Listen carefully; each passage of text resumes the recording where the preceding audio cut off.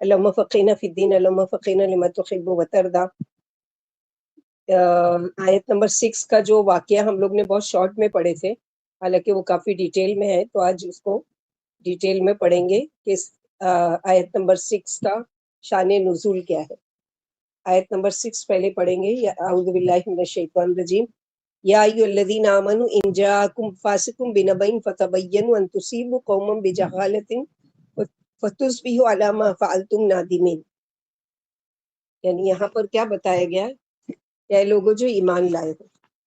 کتنی مرتبہ اس سورے میں ایمان والوں کو خطاب ہے؟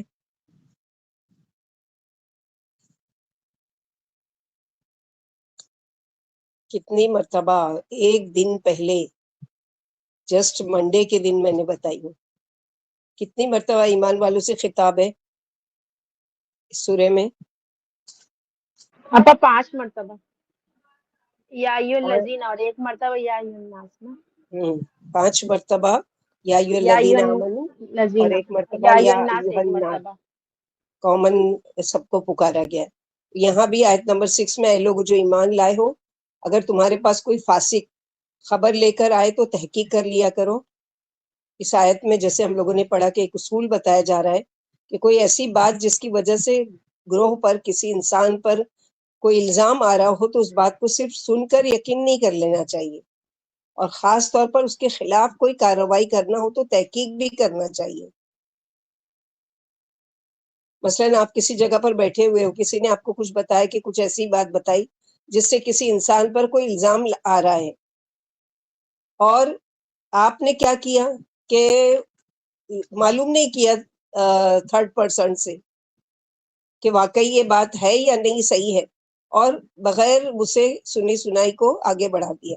کسی پر ایپ لگایا گیا، کسی کے خلاف کوئی بات ہوئی، تو صرف ایک شخص کی بات یقین کر کے صرف سنی سنائی بات پر یقین نہیں کریں. خواہ کسی کے بھی خلاف ہو، اگر کوئی زبردستی سنانا بھی چاہے تو سن کر بات بدل دیں، اس میں دلچسپی نہیں لیں، اور نہ اس کی قرید میں پڑھیں کہ اچھا سناؤ اور کیا بول رہی تھی اور کیا کر رہی تھی. یہ ساری چیزیں نہیں ہونا چاہیے.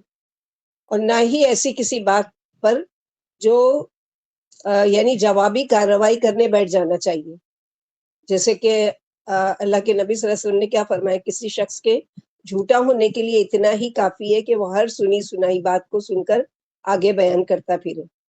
تو تحقیق کرو میں کہ دوسری طرف کی بھی بات سن لو، دونوں پرسن کی، کہ ہو سکتا ہے کہ غلط فہمی ہو گئی ہوگی، ہو سکتا ہے کہ جس نے آپ کو بتایا اس کو کسی اور ایسے جھوٹے شخص نے بتایا جو اس سے جیلسی رکھتا ہے. تو اسی لیے دوسرے سے پوچھ لو بجائے کہ دوسروں تک پہنچانے کے. اگر تم نے بغیر تحقیق کوئی کارروائی کی تو کیا ہوگا کہ ان تصیب قوما بجہالۃ، کہ تم کسی پر جا پڑو گے جہالت کے ساتھ، لا علمی میں، یعنی ان پر حملہ آور ہو جاؤ گے، ان کو نقصان پہنچاؤ گے، اور ان کو تکلیف ہوگی تمہاری وجہ سے. کہ ظاہر ہے کہ آپ نے مثلاً آپ کو کسی نے بتایا، اب آپ جب کسی کو بغیر تحقیق کے کسی دوسرے کو بتانے جا رہے ہو تو آپ اس کا نام لوگے، فلاں نے مجھے یہ بتایا تھا، تو آپ کا بھی نام آئے گا جب وہ آگے فارورڈ کرے گا کہ فلاں نے مجھے بتایا تھا. تو یہ کہاں تک وہ کر رہے ہیں. اب کیا ہوگا جب حقیقت میں وہ چیز نکالی جائے گی تو معلوم پڑا کہ یہ سب جھوٹ تھا. تو اب کیا ہوگا کہ نادمین ہو جاؤ گے، یعنی تم کو شرمندگی ہوگی، ارے میں نے کیوں بغیر سوچے سمجھے بول دی، کتنی غلط بات ہے، کہ کیا سوچے گی میرے بارے میں. تو صحابہ کرام ہمارے لیے بہترین نمونہ ہے. تو زندگی میں اصلاح کے کچھ اصول یہاں پہ سکھائے گئے ہیں کہ اگر کوئی شخص ایسی خبر لائے جس سے دوسرے پر کوئی الزام آ رہا ہے یا اس کی کوئی برائی بیان کی جا رہی ہے، تو نتیجہ نکالنے سے پہلے، اس بات کو آگے پہنچانے سے پہلے مزید تحقیق کر لیا کرو کہ واقعی ایسا ہے، ایسا ہوا ہے یا نہیں، اور ایسا نہ ہو کہ تم مشکل میں پڑ جاؤ. تو اس آیت کا جو ہم لوگوں نے شان نزول بہت شارٹ میں پڑھا تھا کہ کس کے بارے میں کیا ہے، تو آج اس کی ڈیٹیل پڑھتے ہیں. اس آیت کا شان نزول مسعود احمد کے حوالے سے یہ بات نقل کی گئی ہے کہ قبیلہ بنو مستلق کے رئیس حارث بن زرار جن کی بیٹی جویریہ بنت حارث ام المومنین میں سے ہے، یعنی آپ صلی اللہ علیہ وسلم کے کون لگے؟ ससुर। ससुर लगे।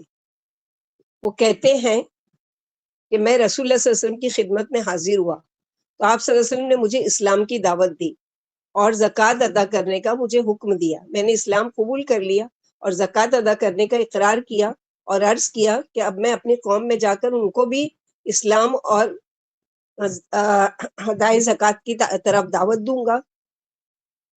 جو لوگ میری بات مان لیں گے اور زکوٰۃ ادا کریں گے ان کی زکوٰۃ میں جمع کر لوں گا.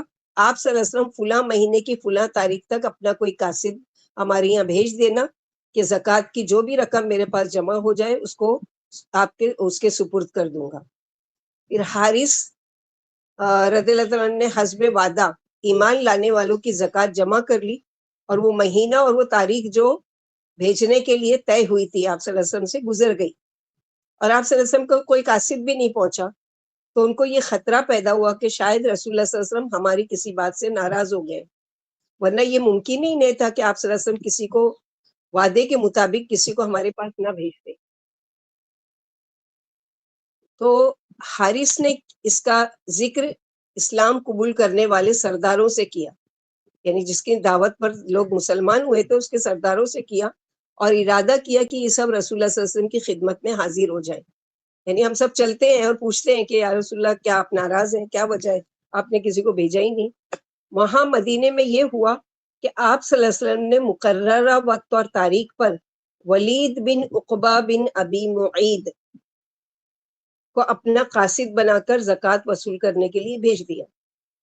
مگر ولید بن عقبہ کو راستے میں یہ خیال آیا کہ اس قبیلے سے میری پرانی دشمنی ہے، بنو مستلق سے، کہیں ایسا نہ ہو کہ یہ لوگ مجھے قتل کر دیں.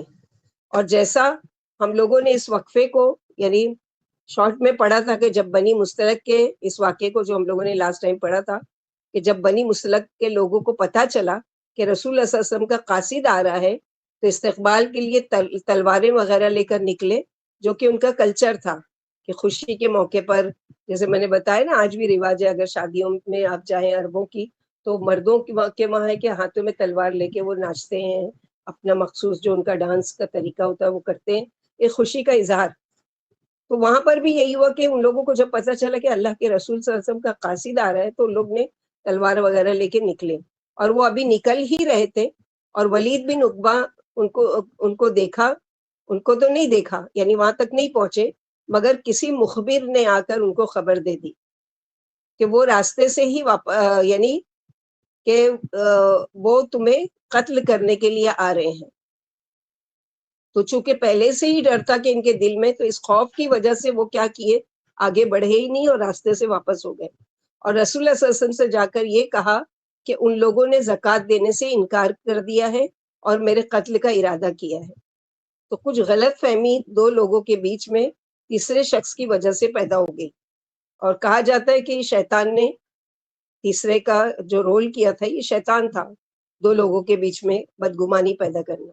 اس پر رسول اللہ صلی اللہ علیہ وسلم کو بہت غصہ آ گیا اور آپ صلی اللہ علیہ وسلم نے خالد بن ولید کی سرگردی میں ایک دستہ روانہ کر دیا. ادھر سے حارث اپنے ساتھیوں سمیت آپ صلی اللہ علیہ وسلم کی خدمت میں حاضری کے لیے نکلے. مدینے کے قریب دونوں کی ملاقات ہوئی، یعنی یہاں سے خالد بن ولید اپنے دستے کے ساتھ جا رہے، وہاں سے حارث بن ضرار جو ہے وہ وہاں سے آ رہے اپنے سرداروں کے ساتھ. تو جب ملاقات ہوئی حارث نے ان لوگوں سے پوچھا کہ آپ کن لوگوں کی طرف بھیجے گئے ہو؟ ان لوگوں نے کہا کہ ہم تمہاری ہی طرف بھیجے گئے ہیں. حارث نے سبب پوچھا کہ کیوں؟ تو ان لوگوں نے پورا واقعہ بیان کیا اور یہ کہ ولید بن عقبہ نے نبی صلی اللہ علیہ وسلم کے سامنے یہ اور یہ بیان دیا ہے کہ بنو مستلق نے زکوٰۃ دینے سے انکار کر دیا اور میرے قتل کا منصوبہ بنا لیا ہے. حارث نے کہا کہ اس ذات کی قسم جس نے محمد صلی اللہ علیہ وسلم کو رسول برحق بنا کر بھیجا ہے، میں نے تو ولید بن عقبہ کو دیکھا تک نہیں. یعنی انہوں نے کیسے یہ بات پہنچا دی، میں نے تو ان کو دیکھا تک نہیں، نہ وہ میرے پاس اس کے بعد حارث نہ وہ میرے پاس آئے. اس کے بعد حارث رسول اللہ صلی اللہ علیہ وسلم کے پاس پہنچے تو آپ صلی اللہ علیہ وسلم نے پوچھا کیا تم لوگوں نے زکوٰۃ دینے سے انکار کر دیا ہے؟ میرے قاصد کو قتل کرنے کا ارادہ کیا تھا. حارث بن ضرار نے کہا اس ذات کی قسم جس نے آپ صلی اللہ علیہ وسلم کو حق دے کر بھیجا ہے کہ میں نے تو اسے دیکھا بھی نہیں بلکہ جب مقررہ وقت پر آپ صلی اللہ علیہ وسلم کا قاصد نہیں پہنچا تو مجھے خطرہ لاحق ہوا کہ مجھ سے کوئی قصور تو نہیں ہو گیا ہے جس پر آپ صلی اللہ علیہ وسلم مجھ سے ناراض ہو گئے، اس لیے میں آپ صلی اللہ علیہ وسلم کی خدمت میں خود حاضر ہوا۔ تو حارث فرماتے ہیں کہ اس پر سورہ حجرات کی یہ آیت نازل ہوئی، اور یہ ایسا نہیں ہے کہ اس خاص واقعے کے مطابق یہ آیت نازل ہوئی، عام حکم ہے۔ قرآن میں جو بھی حکم آ جاتا ہے، بعض تو ایسا ہے کہ جو آپ صلی اللہ علیہ وسلم کے لیے خاص ہوتا ہے، اور بعض جو ہوتا ہے کسی صحابی کے سے ریلیٹڈ وہ چیز ہوتی ہے تو وہ کیا ہوتا ہے کہ عام حکم ہو جاتا ہے۔ ولید بن ابی معیط طلقاء میں صحابہ میں سے تھے۔ طلقاء کون سے صحابہ؟ جو فتح مکہ کے دن مسلمان ہوئے تھے۔ تو ان کو آپ صلی اللہ علیہ وسلم نے یوسف علیہ السلام کی یعنی بڑے شرمندگی کے ساتھ حاضر ہوئے تھے، تو ان کو بھی آپ صلی اللہ علیہ وسلم نے جیسے دوسرے مشرکین مکہ ابو سفیان وغیرہ ہے اور جو بھی مسلمان ہوئے اس دن، تو ان لوگوں نے یعنی یہ ڈر کے سے سر جھکائے شرمندگی سے کھڑے ہیں آپ صلی اللہ علیہ وسلم کے پاس کہ کہیں ایسا نہ ہو کہ آج ہمارے ساتھ کیا سلوک کیا جائے گا۔ تو آپ صلی اللہ علیہ وسلم نے ایک تاریخی جملہ کہا جو یوسف علیہ السلام نے اپنے بھائیوں سے کہا تھا کہ لا تثریب علیکم اليوم، یعنی آج کسی پر کوئی گرفت نہیں ہے، کوئی پکڑ نہیں ہے، عام معافی ہے سب کے لیے۔ تو یہ ولید بن عقبہ بن ابی معیط جو ہیں یہ فتح مکہ کے دن مسلمان ہونے والے صحابیوں میں سے ہے۔ تو ہمارے لیے عام اس میں سبق کیا ہے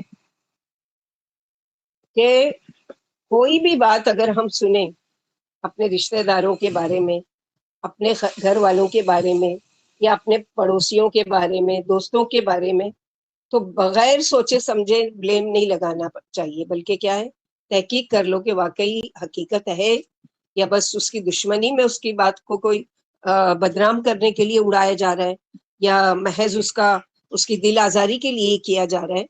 تو یہاں پر اللہ سبحانہ وتعالیٰ نے صرف یہ نہیں کہا کہ مت کرو، بلکہ یہ کہ وہ بھی بتا دیا نقصان، کہ ایسا نہ ہو کہ تم یعنی غیر ارادی طور پر جہالت میں پڑ جاؤ اور پھر بعد میں نادمین ہو جاؤ، پچھتانے لگو کہ کیوں میں نے کیا۔ تو اس لیے یہاں پر منع کیا گیا ہے۔ پھر آگے اللہ سبحانہ وتعالیٰ فرماتے ہیں وَعَلَمُوا أَنَّ فِيكُمْ رَسُولَ اللَّهِ لَوْ يُطِيعُكُمْ فِي كَثِيرٍ مِّنَ الْأَمْرِ لَعَنِتُّمْ وَلَكِنَّ اللَّهَ حَبَّبَ إِلَيْكُمُ الْإِيمَانَ وَزَيَّنَهُ فِي قُلُوبِكُمْ وَكَرَّهَ إِلَيْكُمُ الْكُفْرَ وَالْفُسُوقَ وَالْعِصْيَانَ أُولَٰئِكَ هُمُ الرَّاشِدُونَ،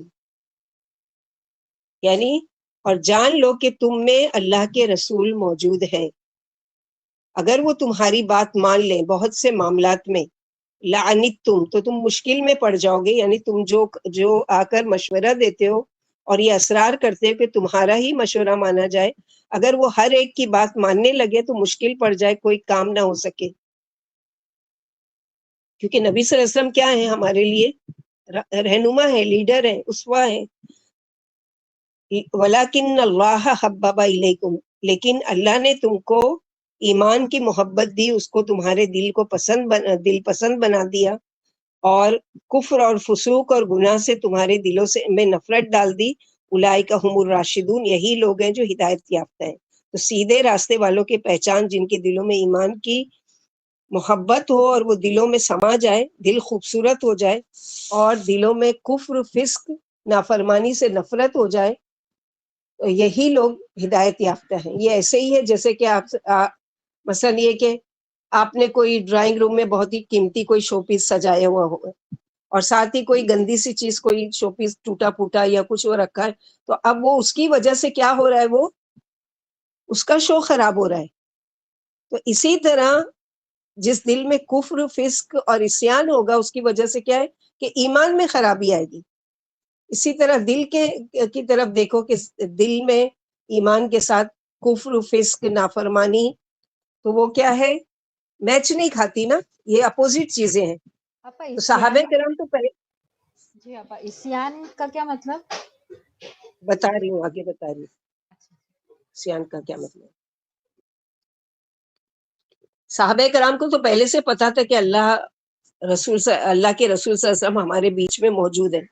تو یہاں کہنے کا مقصد کیا ہے کہ رشتہ داری اپنی جگہ، مثلا آپ صلی اللہ علیہ وسلم کسی کے شوہر ہیں، کسی کے باپ بھی ہیں، کسی کے داماد بھی ہیں، کسی کے سسر بھی ہیں، لیکن اولا درجے پر وہ اللہ کے رسول ہیں. سب سے پہلی چیز کیا ہے کہ وہ رشتہ داری کے علاوہ کیا ہے، اللہ کے رسول ہیں. تو اس کا لحاظ رکھو، کیونکہ وہ تم سے زیادہ جانتے ہیں جس میں تمہارا فائدہ ہے، کیونکہ ساری چیزیں آپ صلی اللہ علیہ وسلم کو وحی کے ذریعے مل رہی تھی، اور وہ تمہارے ساتھ خیر کا ارادہ رکھتے ہیں، اور تم اپنی جانوں کے لیے شر اور خیر کا سوچتے ہو. جیسے سورہ احزاب میں فرمایا اگر وہ اکثر معاملات میں تمہاری بات مان لے تو تم مشکل میں پڑ جاؤ. مثلا جیسے کہ صلح حدیبیہ میں سوائے رسول اللہ صلی اللہ علیہ وسلم کے کوئی ایک صحابی بھی نہیں راضی تھے صلح کرنے پر. حضرت عمر نے تو بار بار سوال بھی کیا. تو یہ بعد میں اللہ کے نبی صلی اللہ علیہ وسلم نے جب صلح کر لی تو یہ اس کو کیا کہا گیا، فتح مبینہ. تو ایسے موقع پہ بھی آئے جہاں آپ صلی اللہ علیہ وسلم نے صحابہ کی بات مانی تو مشکل آ گئی، جیسے احد میں کہ صحابہ سے مشورہ کیا تو ان لوگوں نے کہا کہ نہیں ہم میدان میں لڑیں گے. تو بعض چیزیں ایسے بھی ہے کہ جب مشورہ کیا اور وہ کیا تو مشکل بھی آئی ہے. وَلَٰكِنَّ اللَّهَ حَبَّبَ إِلَيْكُمْ، یعنی صحابہ کرام کا نافرمانی کا ارادہ نہیں تھا. صلح حدیبیہ تو کروانے کا مقصد صحابہ کے دلوں میں ایمان تھا، چاہے ان کے پسند کے مطابق نہ بھی فیصلہ ہوا، تمام چیز پر ایمان تھا. اللہ نے ناپسندیدہ کیا کفر کو، فسوق کو. فسوق کیا ہے؟ کبیرہ گناہ. فسوق کس کو کہتے ہیں؟ فسق سے، کبیرہ گناہ. اور عصیان کیا ہے؟ صغیرہ گناہ یعنی نافرمانی. تو بڑے گناہوں سے بھی بچو، کفر سے بھی بچو، اور عصیان سے بھی بچو، یعنی صغیرہ گناہوں سے. عصیان کیا ہے؟ نافرمانی. اب آپ صلی اللہ علیہ وسلم کو یعنی آج بھی یہ فتنہ پھیلا ہوا ہے کہ وہ جانتے ہیں تو سنتے بھی ہیں، اور غیب جیسے ہے نا کہ تم میں رسول موجود ہے. اب اس آیت کو جو یہ بنانے والے مثلا اس کو کوٹ کر کے فتنہ پھیلانے والے لوگ کیا کہتے ہیں، دیکھو اللہ سبحانہ و تعالیٰ کہہ رہے ہیں کہ تم میں رسول موجود ہے، لہٰذا رسول جب موجود ہے تو اس کا مطلب ہے کہ وہ اپنی قبر میں زندہ ہیں. جب زندہ ہیں تو ہماری فریادیں بھی سنتے ہیں، ہماری دعاؤں کو بھی سنتے ہیں، اور اللہ نے ان کو پاور دیا ہے کہ وہ ہماری بگڑی بھی بنائیں گے، ہماری دعاؤں کو قبول کریں گے، اور یہ ساری چیزیں. تو یہاں پر یہی بتایا کہ جہالت کی وجہ سے کیا ہوتا ہے کہ بات کچھ ہوتی ہے اس کو کسی اور کانٹیکسٹ میں بیان کیا جاتا ہے، تو اس سے بھی منع کیا جا رہا ہے کہ اللہ سبحانہ و تعالیٰ نے یہاں پر جو کہنے کا مقصد کیا ہے، یعنی آپ صلی اللہ علیہ وسلم کی عزت، ان کی عظمت بجا لاؤ، ان کی توقیر کرو، آپ صلی اللہ علیہ وسلم سے ادب سیکھو اور ان کے حکم کی تابع داری کرو، کیونکہ وہ تم سے زیادہ تمہاری مصلحتوں کو جانتے ہیں، اور تم سے زیادہ مہربان و شفیق ہے. تمہارے بارے میں آپ کی رائے تمہاری رائے سے زیادہ قیمتی ہے. جیسے کہ سورہ احزاب آیت نمبر 6 میں اللہ تعالیٰ نے فرمایا النبی اولا بالمؤمنین، نبی صلی اللہ علیہ وسلم مسلمانوں سے خود ان کی جانوں سے بھی زیادہ تعلق رکھتے ہیں. پھر فرمایا کہ مسلمانوں کی رائے اپنی مصلحتوں کو نہیں پا سکتی. اگر نبی صلی اللہ علیہ وسلم اکثر باتوں میں تمہاری باتیں مان لے تو تم بڑی مشکل میں پڑ جاؤ گے اور تمہارا ہی نقصان ہوگا. یعنی آپ کا تمہاری باتوں کو مان لینا تمہاری مشکلات کا پیش خیمہ ہے.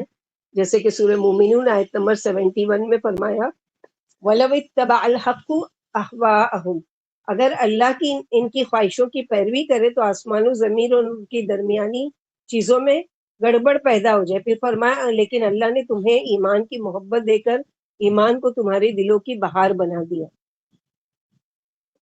اور اس کے ساتھ ہی کیا فرمایا کہ فضلا من اللہ ونعما واللہ علیم حکیم. اور یہ اللہ سبحانہ و تعالیٰ کا بڑا فضل ہے. کیا فضل ہے اللہ تعالیٰ کا کہ جیسے یہاں پر بتایا گیا یہ اللہ کا فضل ہے، اس کی نعمت، اس کے دل میں ایمان کا آ جانا اور اس کا خوبصورت ہو جانا کہ دل سج جائے اللہ کی محبت میں. اور اللہ سبحانہ و تعالیٰ خوب علم والے اور خوب حکمت والے ہیں. یہاں جو یہ بتایا گیا ہے آیت نمبر 8، نبی صلی اللہ علیہ وسلم نے فرمایا اسلام ظاہر ہے اور ایمان دل میں ہے. پھر آپ نے 3 بار سینے کی طرف اشارہ کر کے فرمایا التقوی ہا ہونا، یعنی اپنے سینے کی طرف انگلی کر کے کیا بتایا؟ دل کی طرف. التقوی ہا ہونا، التقوی ہا ہونا، التقوی ہا ہونا. معنی کیا ہے کہ تقوی یہاں پر ہے، تقوی یہاں پر ہے، تقوی یہاں پر ہے. کہاں پر ہے؟ دل میں ہے. پھر فرمایا کہ اللہ نے تم کو کفر و فسق اور بڑے بڑے گناہوں سے بیزار کر دیا، تمہارے دلوں میں ان کی طرف سے نفرت پیدا کر دی، تم انہیں برا سمجھنے لگے، اور آہستہ آہستہ تم پر اپنی نعمت کی تکمیل فرما دی. پھر فرمایا کہ جن میں یہ باتیں پائی جاتی ہیں وہی سیدھے راستے کی طرف ہے، وہی راشدین میں سے، وہی ہدایت یافتہ ہے، اور اللہ نے انہیں ہدایت و بھلائی دے رکھی ہے. نبی صلی اللہ علیہ وسلم نے فرمایا جس کو نیکی سے مسرت اور برائی سے ملال ہو وہ ایمان والا ہے. یعنی ہم خود اپنے ایمان کی جانچ کر سکتے ہیں کہ ہم ایمان والے ہیں یا نہیں. تو ہم دیکھیں گے کہ اگر کوئی نیکی کا، خیر کا کام اگر ہم کرتے تو کیا دل میں خوشی ہوتی ہے؟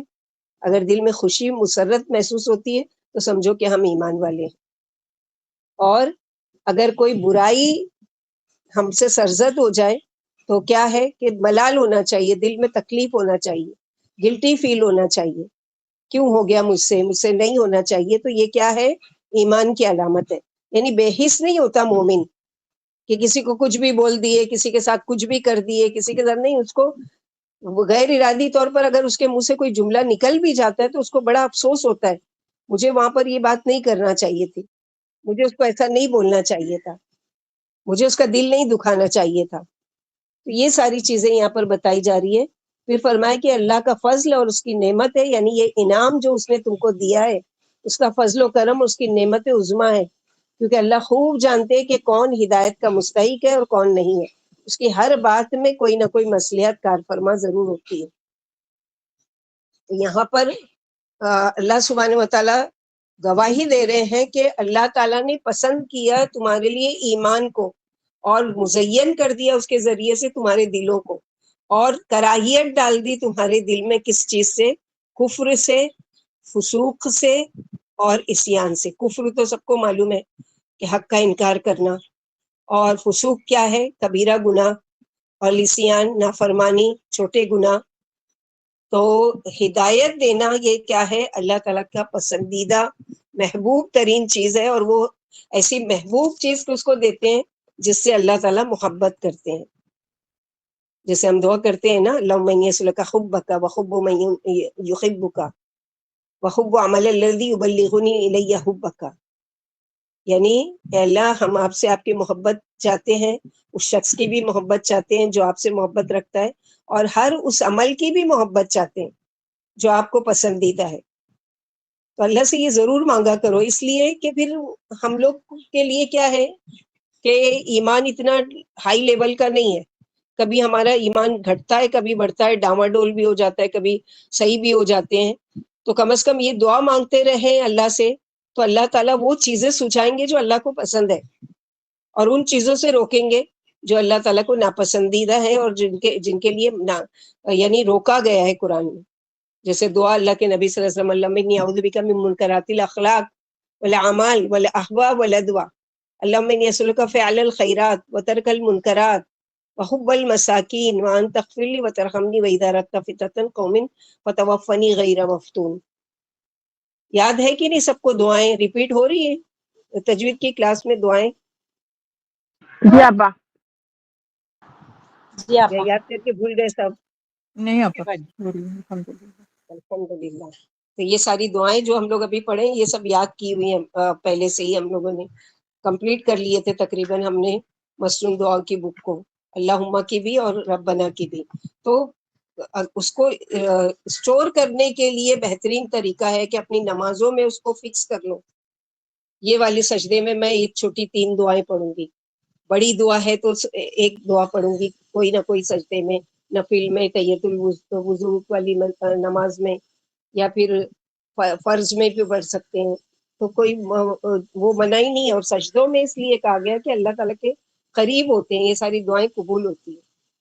آگے کی آیت نمبر 9، وَإِن طَائِفَتَانِ مِنَ الْمُؤْمِنِينَ اقْتَتَلُوا فَأَصْلِحُوا بَيْنَهُمَا فَإِن بَغَتْ إِحْدَاهُمَا عَلَى الْأُخْرَى فَقَاتِلُوا الَّتِي تَبْغِي حَتَّى تَفِيءَ إِلَى أَمْرِ اللَّهِ فَإِن فَاءَتْ فَأَصْلِحُوا بَيْنَهُمَا بِالْعَدْلِ وَأَقْسِطُوا إِنَّ اللَّهَ يُحِبُّ الْمُقْسِطِينَ۔ اگر اہل ایمان میں سے دو گروہ آپس میں لڑ جائیں تو ان کے درمیان صلح کراؤ۔ یہ ساری ہماری زندگی کے اصول اور ضابطے، آپس کے تعلقات اچھے کیسے بنیں گے وہ سکھائے جا رہے ہیں۔ جیسے کہ میں نے منڈے کے دن کہا تھا نا، ہم یہ سورت پڑھ رہے ہیں تو ساتھ ہی ہم نیت کیا کریں گے کہ اس میں جو اچھی باتیں ہم کو بتائی جا رہی ہیں اس کو ہم قبول کریں گے، اور جو اس میں روکا جا رہا ہے جس کام سے، اس سے ہم رک جائیں گے انشاءاللہ۔ تب تو ہمارا قرآن پڑھنے کا فائدہ ہے، ورنہ یہ جیسے اللہ کے نبی صلی اللہ علیہ وسلم نے فرمایا کہ القرآن حجت لک او علیک، یعنی یہ قرآن جو ہے یا تو تیرے حق میں گواہ بنے گا یا تیرے خلاف گواہ بنے گا۔ تو ہم لوگوں کو سوچنا ہے، یہ ساری پوائنٹس اسی لیے میں نے لکھنے کے لیے کہا تھا کہ کیا کرنا ہے اس میں، کیا کرنے کے کام بولے گئے، کیا نہیں کرنے کے کام بولے گئے، اس پر پھر ٹک لگانا ہے، صرف لسٹ نہیں بنانا ہے، ٹک لگانا ہے۔ الحمدللہ میں یہ بھی کرتی ہوں، یہ بھی کرتی ہوں، یہ بھی کرتی ہوں، یہ بھی کرتی ہوں، الحمدللہ میرے اندر یہ بھی برائی ہے، یہ بھی برائی ہے، یہ برائی ہے، انشاءاللہ میں ان کو چھوڑنے کی کوشش کروں گی۔ یہ طریقہ اصلاح کا۔ اللہ تعالیٰ ہم سب کی اصلاح فرمائے۔ باقی انسان ہونے کے ناطے اتنا وعدہ کرتے ہیں اللہ تعالیٰ سے، لیکن اس کے باوجود بھی ہمارے قدم بہک جاتے ہیں۔ اللہم ثبتنا بالقول الثابت فی الحیات الدنیا وفی الآخرہ۔ تو یہاں پر ہم کو کچھ اصول اور ضابطے بتائے جا رہے ہیں کہ کس طرح سے ایک اچھا مومن کیسے اچھی طریقے سے زندگی گزار سکتا ہے، اللہ کی رضامندی کی خوشنودی والی زندگی۔ تو یہاں کیا بتایا جا رہا ہے کہ دو لوگ اگر لڑ پڑیں تو کیا نہ کرو، کیا نہیں کرنا ہے۔ نمبر ایک، مزے نہیں لینا ہے۔ دو لوگ لڑ رہے ہیں، بڑے کھڑے ہو کے تماشا دیکھ رہے ہیں اور ویڈیو بنا رہے ہیں اور سوشل میڈیا پر اپلوڈ کر رہے ہیں، نہیں، مزے مت لو۔ نمبر دو، بے نیاز ہو کر مت گزر جاؤ کہ مجھے کیا پڑی ہے، مرے لڑیں ہم کو کیا فرق پڑتا ہے۔ نمبر تین، لا تعلقی نہ دکھاؤ یا پھر تعصب کا ثبوت مت دو کہ ان میں سے جو اپنا ہے میں اس کا ساتھ دوں گی، چاہے کہ وہ غلطی نہیں کیوں نہ ہو، بلکہ کیا کرنا ہے تو صلح کرا دو ان کے درمیان۔ صلح کی اتنی بڑی اجر ہے، اگر ہم کو معلوم ہے تو ہم لوگ ڈھونڈ ڈھونڈ کے کریں۔ حدیث میں نبی صلی اللہ علیہ وسلم نے فرمایا، کیا میں تمہیں ایسی چیز نہ بتاؤں جس کا اجر روزہ جس کا اجر کس کا مائک وہ ہو رہا ہے، میری آواز ڈبل آ رہی ہے، پلیز مائک کوئی بھی نہیں کرنا بھی۔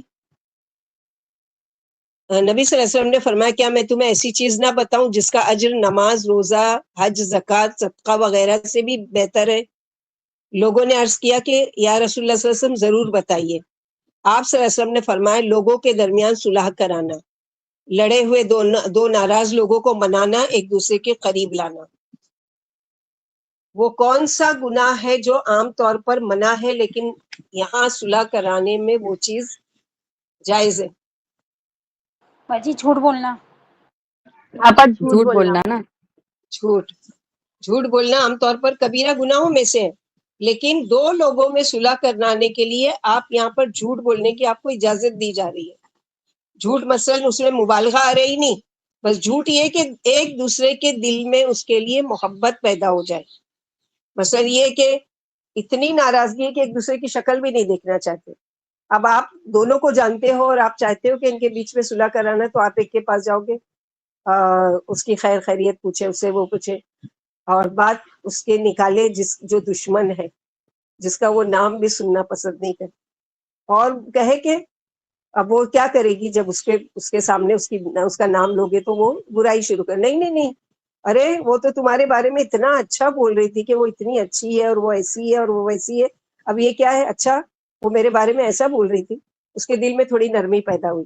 اب دوسرے کے پاس جا کے بھی ہم یہی کریں گے کہ فلاں کے پاس میں گئی تو وہ تو تمہاری اتنی تعریف کر رہی تھی اور اتنا وہ کر رہی تھی، اور وہ بول رہی تھی چلو ایک انسان کے ناطے جو کچھ ہوتا ہے کوئی بڑی بات نہیں، ہم کو آپس میں ملنا چاہیے۔ تو یہ چیز یعنی پسندیدہ ہے، صلح کرانا۔ اور اللہ پاک دو لڑنے والی جماعتوں میں صلح کرانے کا حکم فرما رہے ہیں. ان دو کو باوجود آپس میں لڑنے کے ایمان والا کہا گیا ہے. سب سے بڑی بات، یہ دونوں لڑے ہیں لیکن ہیں کون؟ یہ ایمان والے. اسی آیت سے امام بخاری نے دلیل لی ہے کہ گناہ خواہ کتنا ہی بڑا کیوں نہ ہو، مسلمان کو ایمان سے خارج نہیں کر سکتا. خارجیوں اور معتزلہ وغیرہ کا یہ کہنا ہے کہ گناہ سے انسان کافر ہو جاتا ہے. یعنی جو خارجی فرقے ہیں یا معتزلہ فرقہ ہے، ان کا کیا ہے کہ ایمان والا ہے لیکن جیسے ہی اس سے کوئی کبیرہ گناہ ہوتا ہے وہ ایمان سے خارج ہو جاتا ہے. تو اس آیت میں تسلی دی جا رہی ہے کہ نہیں، ایمان والا خارج نہیں ہوتا، ہاں یہ کہ گناہگار بن جاتا ہے، اس کو چاہیے کہ وہ توبہ کرے. ابو بکر رضی اللہ عنہ فرماتے ایک دن نبی صلی اللہ علیہ وسلم نے خطبہ فرمایا. آپ منبر پر حسن رضی اللہ عنہ کو لیے ہوئے تھے. کبھی حسن رضی اللہ عنہ کی طرف دیکھتے اور کبھی لوگوں سے خطاب فرما رہے تھے، یعنی خطبہ دے رہے تھے. کبھی آپ حسن رضی اللہ عنہ کی طرف دیکھتے اور کبھی لوگوں سے خطاب فرما رہے تھے کہ میرا یہ بیٹا سردار ہوگا، مجھے امید ہے کہ اللہ مسلمانوں کی دو بڑی جماعتوں میں سے اس سے صلح کرائیں گے. آپ کی پیشن گوئی سچ ثابت ہوئی. اللہ نے حسن رضی اللہ عنہ کے ذریعے عراقیوں اور شامیوں میں صلح کرا دی، جبکہ ان میں لمبی لمبی لڑائیاں اور خوفناک واقعات رونما ہو چکے تھے. تو یہاں پر یہ جو بتایا جا رہا ہے اس کے لیے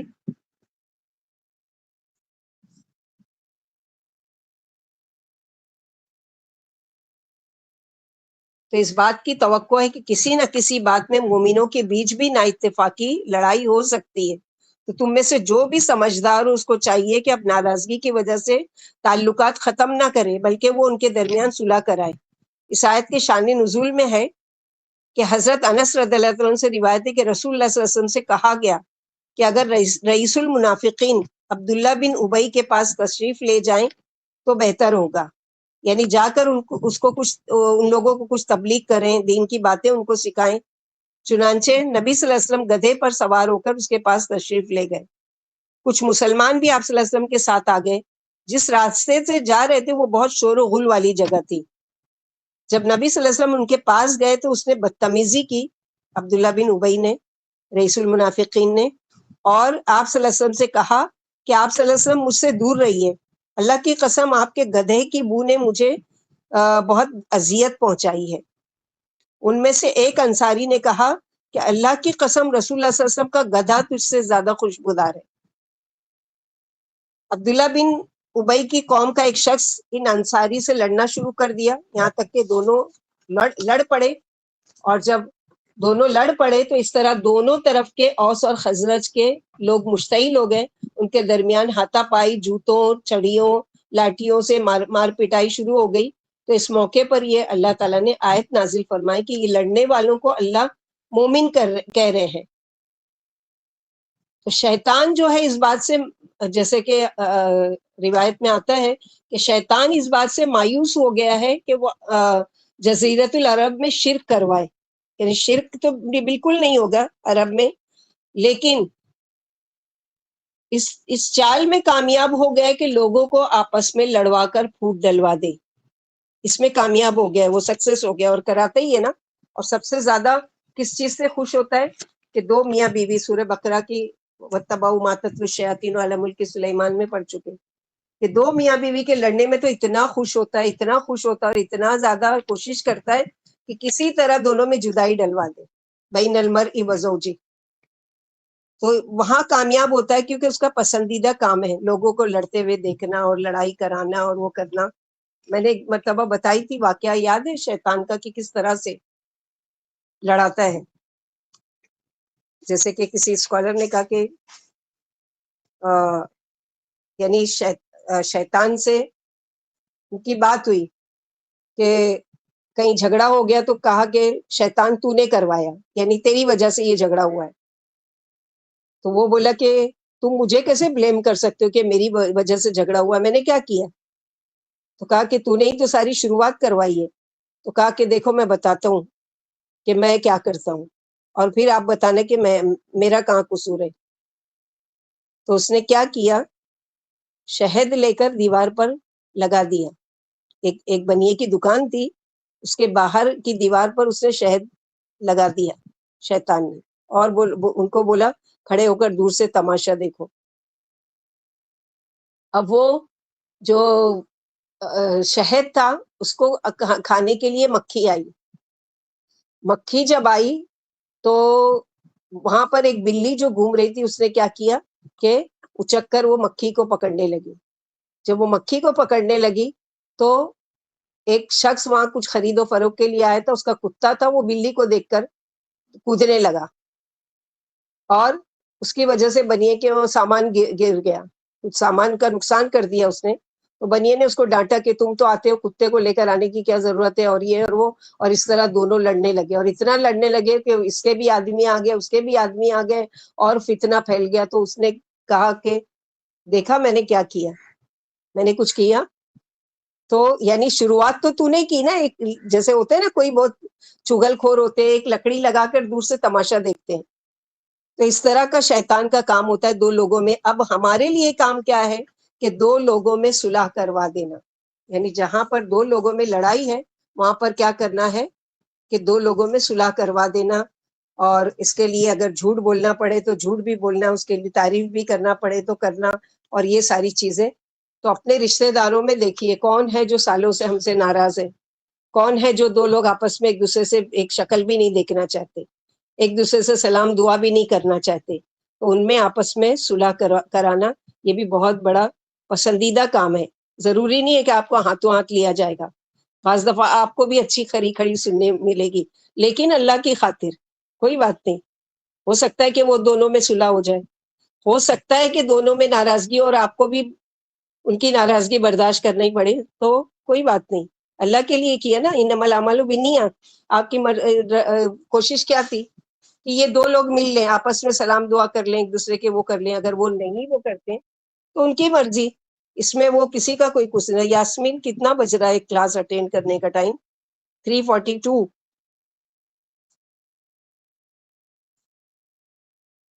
تو یہاں پر یہ بتایا گیا ہے کہ اس طرح سے صلح کا, جیسے اللہ کے نبی صلی اللہ علیہ وسلم نے کتنی بڑی بات کی ہے کہ حج, روزہ, زکوٰۃ, اور یہ سب سے بڑھ کر یہ اللہ تعالیٰ کو محبوب ہے کہ کسی دو لوگوں میں آپس میں صلح کرا دینا.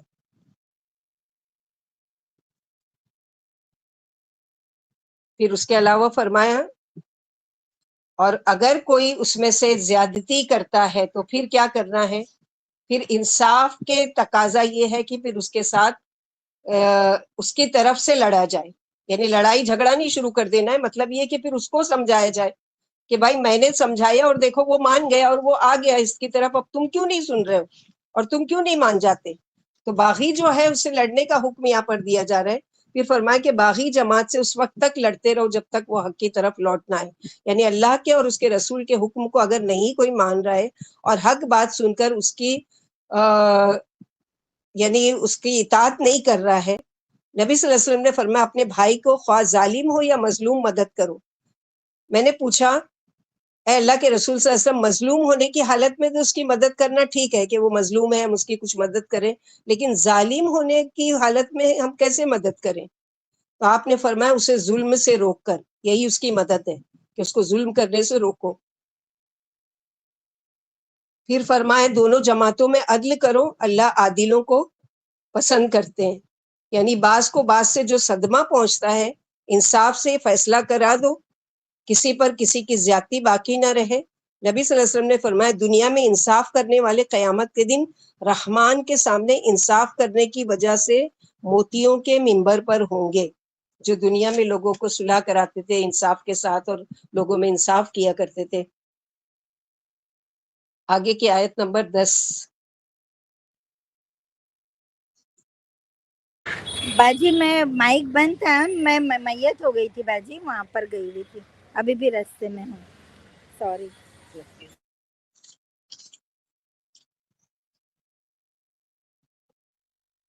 اللہ تعالیٰ مرنے والوں کی مغفرت عطا فرمائے. دو لوگ میت میں ہیں, اللہ تعالیٰ وہی آمین ساری باجی, مومنات جو بھی ہیں اللہ ان سب کی مغفرت کرے. آمین. انما المؤمنون اخوة فاصلحوا بین اخویکم واتقوا اللہ لعلکم ترحمون. پھر سے صلح کی بات, صلح کی بات کر کے پھر سے صلح کی بات. یعنی سارے مسلمان آپس میں کیا ہیں؟ دینی بھائی بھائی ہیں. جیسے کہ رسول اللہ صلی اللہ علیہ وسلم نے فرمایا مسلمان مسلمان کا بھائی ہے، کوئی مسلمان کسی مسلمان پر ظلم نہ کرے اور نہ رسوا ہونے کے لیے اس کی امداد کرے. صحیح حدیث میں اللہ انسان کی مدد کرتے رہتے ہیں جب تک وہ اپنے بھائی کی مدد کرتا رہتا ہے. کون سی حدیث ہے یہ؟ قال رسول اللہ صلی اللہ علیہ وسلم واللہ فی عون العبد ما کان العبد فی عون اخیہ. ماشاء اللہ، تبارک اللہ، بارک اللہ فیکی. ایک اور صحیح حدیث میں جب کوئی مسلمان پس پشت اپنے مسلمان بھائی کے لیے دعا کرتا ہے تو فرشتہ اس پر آمین کہتا ہے اور یہ بھی کہتا ہے کہ اللہ کرے تجھے بھی ایسا ہی ملے. دوسری صحیح حدیث میں ہے محبت کرنے میں، ترس کھانے میں اور میل جول میں مسلمان کی مثال ایک جسم کی طرح ہے. جب اس کا کوئی عضو معاف ہو جاتا ہے تو سارا جسم بخار سے اور پلک نہ جھپکنے سے بے قرار رہتا ہے. یعنی مسلمان کے لیے کیا ہے؟ ایک جسم کے عضو کے جسم کے ایک پارٹ کی طرح ہے کہ جسم کا پارٹ ایک ہے. مثلا کہ سر میں درد ہو رہا ہے، اب سر میں درد کی وجہ سے کیا پورا بدن اس کا ساتھ دے رہا ہے، یعنی بخار آ گیا اور کھانا نہیں کھایا جا رہا ہے اور کوئی چیز اچھی نہیں لگ رہی ہے اور بس اس کو کچھ بات اچھی نہیں لگ رہی ہے، وہ سر پکڑ کے بیٹھا ہے تو پورا جسم اس کا ساتھ دے رہا ہے. ایسے ہی مسلمان کہ یہ خود غرض نہیں ہوتا کہ دوسرا مر رہا ہے مرے، اس کو کچھ نقصان ہو رہا ہو، مجھے کیا پڑی ہے. نہیں، مسلمان کے لیے عمارت کی طرح ہے. بعض عمارت بعض کو مضبوط بناتی ہے اور آپ صلی اللہ علیہ وسلم نے انگلیوں میں انگلیاں ڈال کر مثال بتائی. یعنی اس طرح مسلمان رہتے ہیں مل جل کر. مومن کا مومنوں سے ایسا تعلق ہے جیسے سر کا دھڑ سے ہے. ایک مسلمان تمام مسلمانوں کے لیے اسی طرح دکھ محسوس کرتا ہے جس طرح جسم سر کے لیے دکھ محسوس کرتا ہے. پھر فرمایا کہ اپنے بھائیوں میں صلح کراؤ، یعنی لڑنے والی جماعتوں میں صلح کرا دو اور اپنے تمام کاموں میں اللہ سے ڈرتے رہو تاکہ تم پر رحم کیا جائے. یعنی ڈرنے والے کے لیے اللہ کی رحمت مخصوص ہے. یہاں پر جو بتایا گیا ہے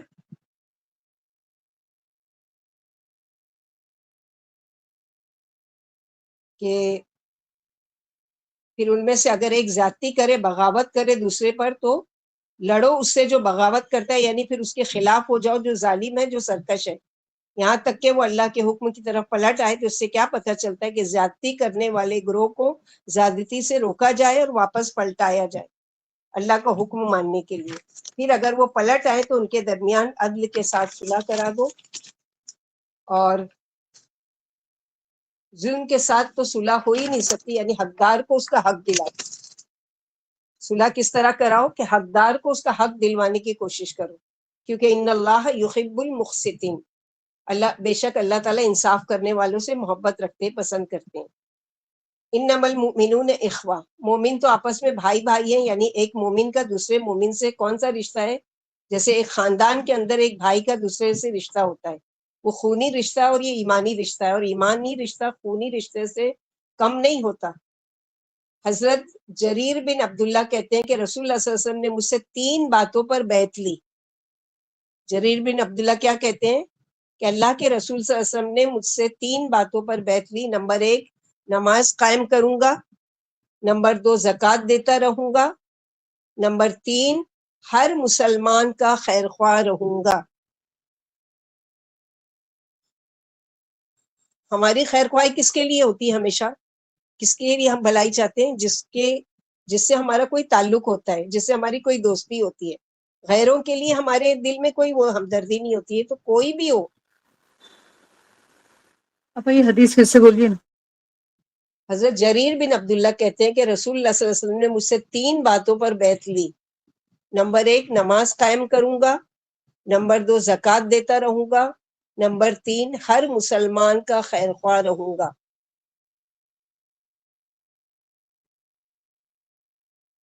یہاں پر جو یہ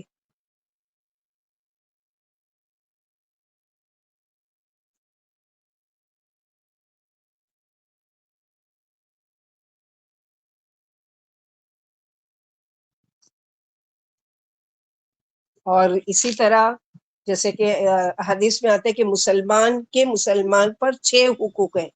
کون کون سے 6 حقوق ہیں؟ اس طرح بھی مسلمان کے ساتھ خیر خواہی کی جا سکتی ہے کہ ایک مسلمان کے دوسرے سلام کا مسلمان جواب، پر 6 حقوق. سلام کا جواب دینا، سلام ٹھیک کا کا جواب دینا، بیمار ہو تو عیادت کرنا. جنازے کی نماز میں شریک ہونا اور اس کے نام تیمارداری کے لیے جانے کا، اور کیا ہے؟ جنازے میں شرکت کرنا. اسٹیپ بائی اسٹیپ بولے نا. نمبر 1 سلام کا جواب دینا. نمبر 2 اگر کو چھینک آئے تو اس کو کے جواب میں الحمدللہ کہنا. نمبر 3 اگر وہ بیمار ہو جائے تو عیادت کے لیے جانا. نمبر 4 اگر فوت ہو جائے تو اس کی یعنی جنازے میں شریک ہونا. نمبر 5 اگر وہ دعوت دے تو اس کی دعوت کو قبول کرنا. نمبر 6 اگر غائبانہ طور پر اس کی کوئی غیبت کر رہا ہے تو اس کا دفاع کرنا.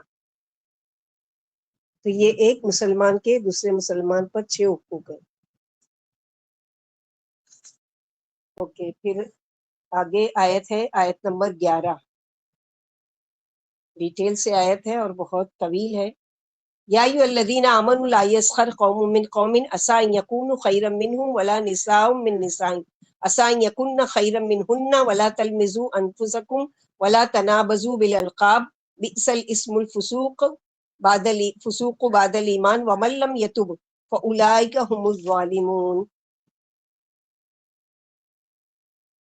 اے لوگو جو ایمان لائے ہو، نہ مذاق اڑائے ایک گروہ دوسرے گروہ کا. عسیٰ ان یکونوا خیرا منہم، ہو سکتا ہے کہ وہ ان سے بہتر ہو. اور نہ مذاق اڑائے عورت دوسری عورت کا، ہو سکتا ہے کہ وہ ان سے بہتر ہو. ایمان والوں سے خطاب ہے کہ ایمان لا چکے ہو تو ایمان محض زبانی کلامی کسی بات کا صرف اقرار کر لینا نہیں ہے، بلکہ ایمان کیا ہے؟ اپنی زندگی کو، اپنے اخلاق کو، اپنے کردار کو سنوارنے کا نام ہے. جب دل میں ایمان آتا ہے تو اس کا اثر انسان کی بات میں، اس کے رویے میں بھی آتا ہے. جیسے کہ اللہ کے نبی صلی اللہ علیہ وسلم نے فرمایا، اللہ کی قسم تم میں سے کوئی شخص مومن نہیں ہو سکتا جب تک کہ وہ وہی چیز کو اپنے لیے پسند نہ کرتا ہو جو اپنے بھائی کے لیے بھی پسند ہو. چیز کا پسند کرنا صرف یہ نہیں ہے کہ جیسا کپڑا میں اپنے لیے پسند کروں ویسا ہی دوسرے کے لیے بھی وہ ہو، بلکہ جو رویہ ہم اپنے لیے پسند کرتے ہیں وہی دوسرے کے لیے پسند کریں. مثلا میں چاہتی ہوں کوئی میری رسپیکٹ کرے تو میں بھی دوسرے کو رسپیکٹ دوں.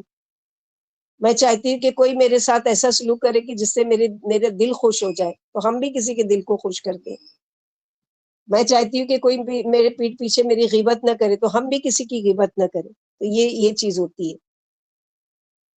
اگر سوچے کہ اگر ہم ایک دوسرے کے ساتھ برابر کریں تو سوچے میرے ساتھ اگر ایسا ہو تو کیسا لگے گا. یعنی اگر کوئی بری چیز میں کسی کے بارے میں سوچ رہی ہوں تو سوچو کہ وہی چیز اگر میرے ساتھ ہوگی تو کیسا لگے گا. اللہ تعالیٰ چونکہ سب ایمان والوں سے محبت رکھتے ہیں اور اس لیے ایمان والوں کے ظاہری معاملات کو بھی دوسرے انسانوں کے ساتھ تعلقات کو بھی خوبصورت دیکھنا چاہتے ہیں. یعنی اندرونی ایمان کو بھی اچھا خوبصورت مزین دیکھنا چاہتے ہیں اور ظاہری معاملات کو بھی، کیونکہ اللہ تعالیٰ نے ایمان والوں کے لیے خوبصورت گھر بنایا. اس کا نام جنت ہے. جنت جس کی اینٹیں سونے چاندی سے بنی ہوگی. تمام چیزوں کے ساتھ جنت کی اصل خوبی خوبصورت انسانوں سے ہوگی. یعنی اصل خوبصورتی جنت کی کیا ہے کہ اچھے خوبصورت، گناہوں سے پاک، تمام عیبوں سے پاک، تمام برائیوں سے پاک اور خوبصورت شکلوں کے مالک ہوں گے. یہ نہیں شرط لگائی گئی ہے، بلکہ ان کی عادات خوبصورت ہوگی، ان کے اخلاق اچھے ہوں گے. تو یہاں پر ہی بتایا گیا ہے،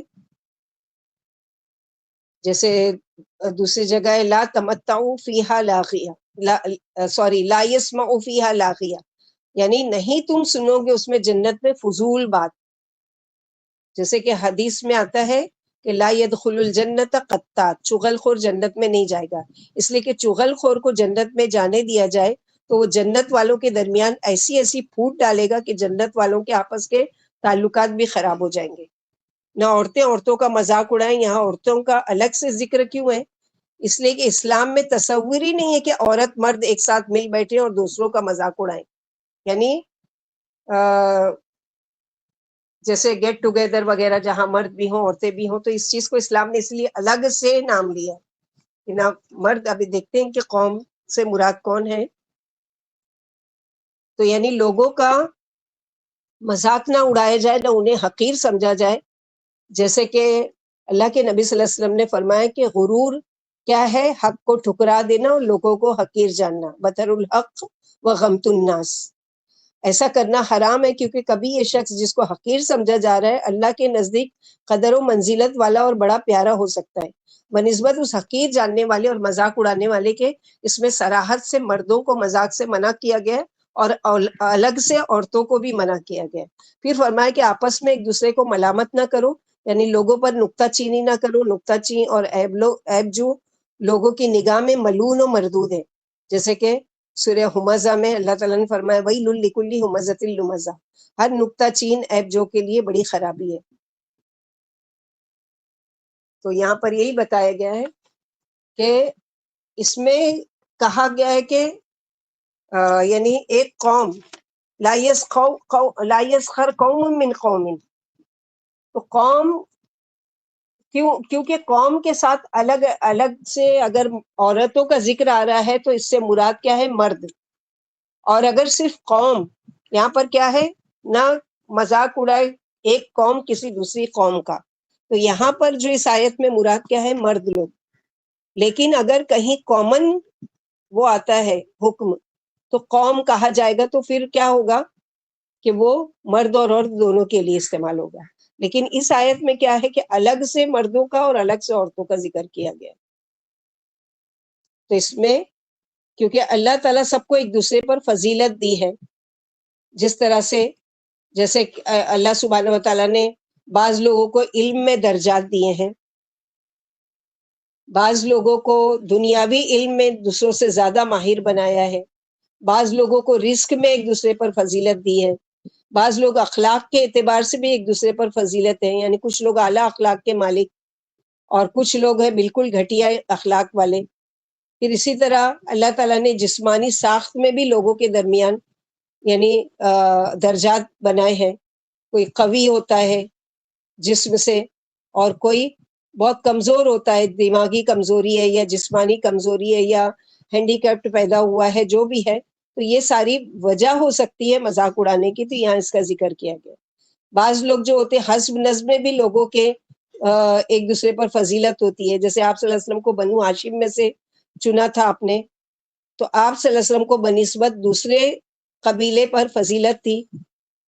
پھر اسی طرح ایمان کے اعتبار سے بھی درجوں میں فضیلت ہے۔ تو یہ سب اللہ تعالیٰ کی تقسیم ہے۔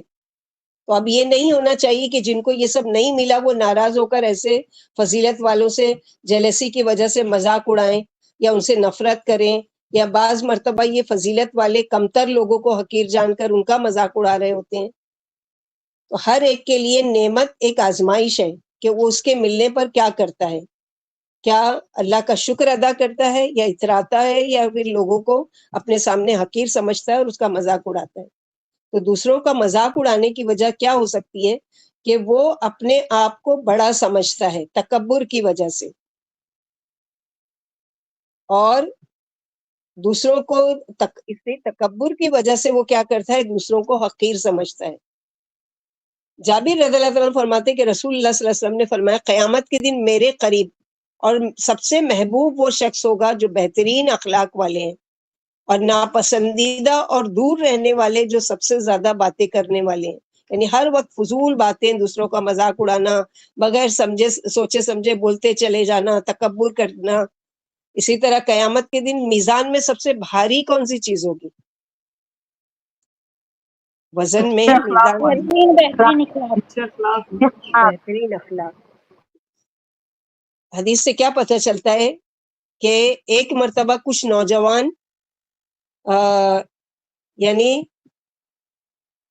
کہیں جا رہے تھے،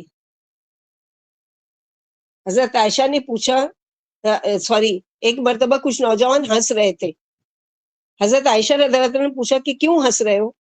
کہنے لگے فلاں آدمی جس خیمے کی رسی میں اس کا پیر پھنس گیا اور وہ گر پڑا، اور ہو سکتا ہے کہ اس کی گردن یا آنکھ جاتے جاتے بچ گئی، اگر وہ گر جاتا پوری طریقے سے تو اس کی آنکھ ضائع ہو جاتی ہے، اس کی گردن۔ اس پر ہم کو ہنسی آ گئی۔ تو حضرت عائشہ رضی اللہ عنہا نے فرمایا مت ہنسو، کیونکہ میں نے نبی صلی اللہ علیہ وسلم سے سنا ہے کہ آپ صلی اللہ علیہ وسلم نے فرمایا جس مسلمان کو کوئی کانٹا یا اس سے بڑھ کر کوئی چیز لگ گئی ہو، اس کے لیے اس کے بدلے ایک درجہ لکھ دیا جاتا ہے اور اس کے ذریعے اس کے گناہ مٹا دیے جاتے ہیں۔ بعض مرتبہ دوسروں کی نقل اتار کر دوسروں کو ہنسانا یہ بھی منع ہے، اور جس جگہ مذاق اڑایا جا رہا ہو ایسی مجالس میں بیٹھنا بھی نہیں چاہیے، نکل جانا چاہیے وہاں سے، کیونکہ ہو سکتا ہے کہ اللہ تعالیٰ کی ناراضگی کا سبب ہو یہ کسی کا مذاق اڑانا، دل دکھانا، اور اس کی وجہ سے جب اس قوم پر عذاب آئے تو اس کی وجہ سے تم وہاں موجود ہو اور تم پر بھی کوئی عذاب اللہ تعالیٰ کا آ سکتا ہے۔ وَلَا تَلْمِزُوا بِالْأَلْقَابِ، اور ایک دوسرے کو کسی لقب سے نہ پکارو، یعنی جو لقب اسے برا معلوم ہوتا ہے، اس سے چڑ پیدا ہوتی ہے، اس کو اس نام سے مت پکارو۔ ابو جبیر بن دحاق فرماتے ہیں کہ ہم بنی سلمہ کے بارے میں یہ آیت اتری جب نبی صلی اللہ علیہ وسلم مدینہ تشریف لائے تو کوئی ایسا شخص نہ تھا جس کے دو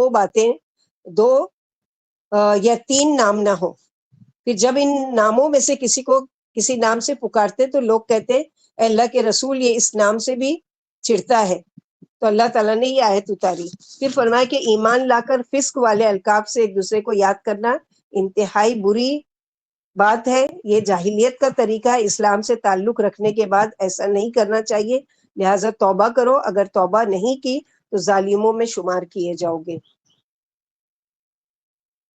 جیسے کہ ایک مرتبہ عبداللہ بن مسعود رضی اللہ عنہ جھاڑ پر چڑھ کر کھجور توڑ رہے تھے، تو ہوا کی وجہ سے ان کی جو تہبند باندھی ہوئی تھی وہ ہوا سے اڑ گئی، تو اس سے ان کی پنڈلیاں نظر آنے لگی، تو نیچے جو وہاں لوگ جمع تھے ان لوگ نے دیکھ کر ہنسنا شروع کیے، مذاق اڑانا شروع کیے کہ دیکھو کتنی پتلی پتلی پنڈلیاں ہیں عبداللہ بن مسعود کی، کیونکہ چھوٹے قد کے تھے، بہت کمزور صحابی میں سے تھے، تو پنڈلیاں بھی کمزور تھی۔ تو آپ صلی اللہ علیہ وسلم نے جب سنا تو کیا کہا، فرمایا کہ تم ان کے پنڈلیوں کا مذاق اڑا رہے ہو، قیامت کے دن ان کی دونوں پنڈلیوں کے جو میزان میں وزن کیا جائے گا وہ احد کے پہاڑ کے برابر ہوں گی۔ بعض مرتبہ ہمارے وہاں بچوں کا مذاق اڑا رہے ہوتے ہیں، چھوٹے چھوٹے بچے ہوتے ہیں، اب وہ کیا ہوتے ہیں اس کی وجہ سے شرمندگی محسوس کرتے ہیں اور احساس کمتری کا شکار ہو جاتے ہیں۔ جیسا کہ ایک نیوز میں آیا تھا نا، جو آج کل امریکہ وغیرہ میں تو چھوٹے چھوٹے بچوں کے ہاتھوں میں گن اور وہ اسکولوں میں جا کر اڑا رہے ہیں اور وہ کر رہے ہیں، تو ایک بچے کا جب انٹرویو لیا گیا کہ اسکول میں آ کے تم نے یہ حرکت کیوں کی، کہ باپ کی گن لے کر آیا اور اسے کئی لوگوں کو کچھ کو زخمی کر دیا، کسی کو مار دیا، اور چھوٹا بچہ مشکل سے 10-11 سال کا یا 12 سال کا، تو اس نے اپنے انٹرویو میں کہا کہ میرے ماں باپ نہ میرا باپ میری عزت کرتا تھا، نہ میری ماں مجھے پوچھتی تھی، اور جب میں اسکول آتا تھا تو اسکول میں میرے دوست میرا مذاق اڑایا کرتے تھے، تو مجھے بڑا برا لگتا تھا، تو میں نے کیا کیا، میں نے یہ کیا۔ تو یہ ساری چیزیں کیا ہے، تو اسی طرح چھوٹے چھوٹے بچوں کو ہم لوگ یہ دیکھ رہے تھے، کر رہے ہوتے ہیں، یا دونوں بھائی بہن ہیں وہ آپس میں وہ کر رہے ہوتے ہیں، بعض دفعہ وہ باتیں مذاق کی بڑھتے بڑھتے کہاں پہنچ جاتی ہے کہ لڑائی جھگڑے تک وہ بات پہنچ جاتی ہے۔ تو ولا تلمزوا انفسکم ولا تنابزوا بالالقاب، نہ عیب لگاؤ اپنے نفسوں پر، لمز سے مراد کیا ہے کہ ویل لکل ہمزۃ لمزہ، لمز کا معنی کسی کو تانا دینا، عیب لگانا، کسی پر آوازیں کسنا۔ اپنے آپ کو ایسا نہ کرو کیونکہ وہ دوسرے کو برا کہہ کر اپنے آپ کو برا بنا رہا ہے، اور دوسرا معنی اپنے ایمان والے بھائی کا مذاق اڑانا اپنا ہی مذاق اڑانے کے جیسا ہے،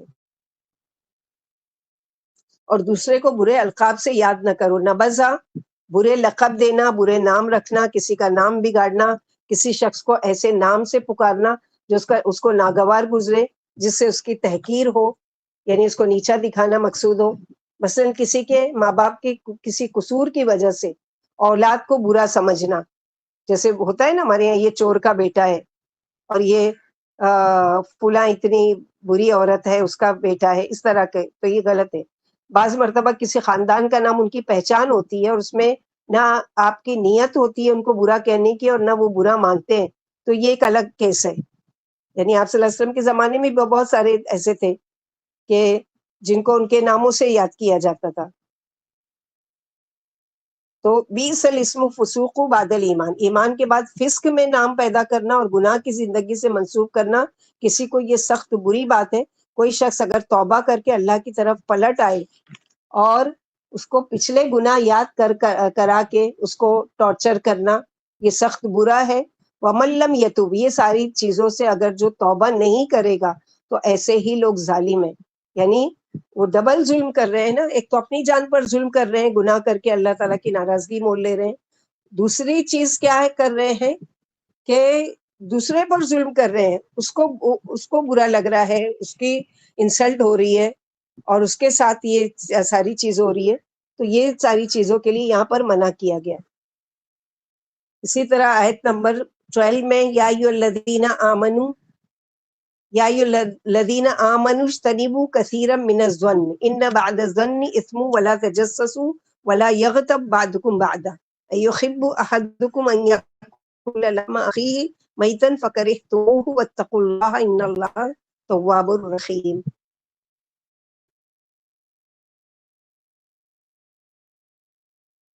اے لوگوں، اب یہ 5 مرتبہ جو یا ایھا الذین آمنوا، اب یہ کامن خطاب ہے تمام لوگوں سے، نہیں ابھی یا ایھا الناس نہیں آئے، یا ایھا الذین آمنوا ہی ہے، سوری، آیت نمبر 12 میں، آیت نمبر 13 میں آئے گا یا ایھا الناس۔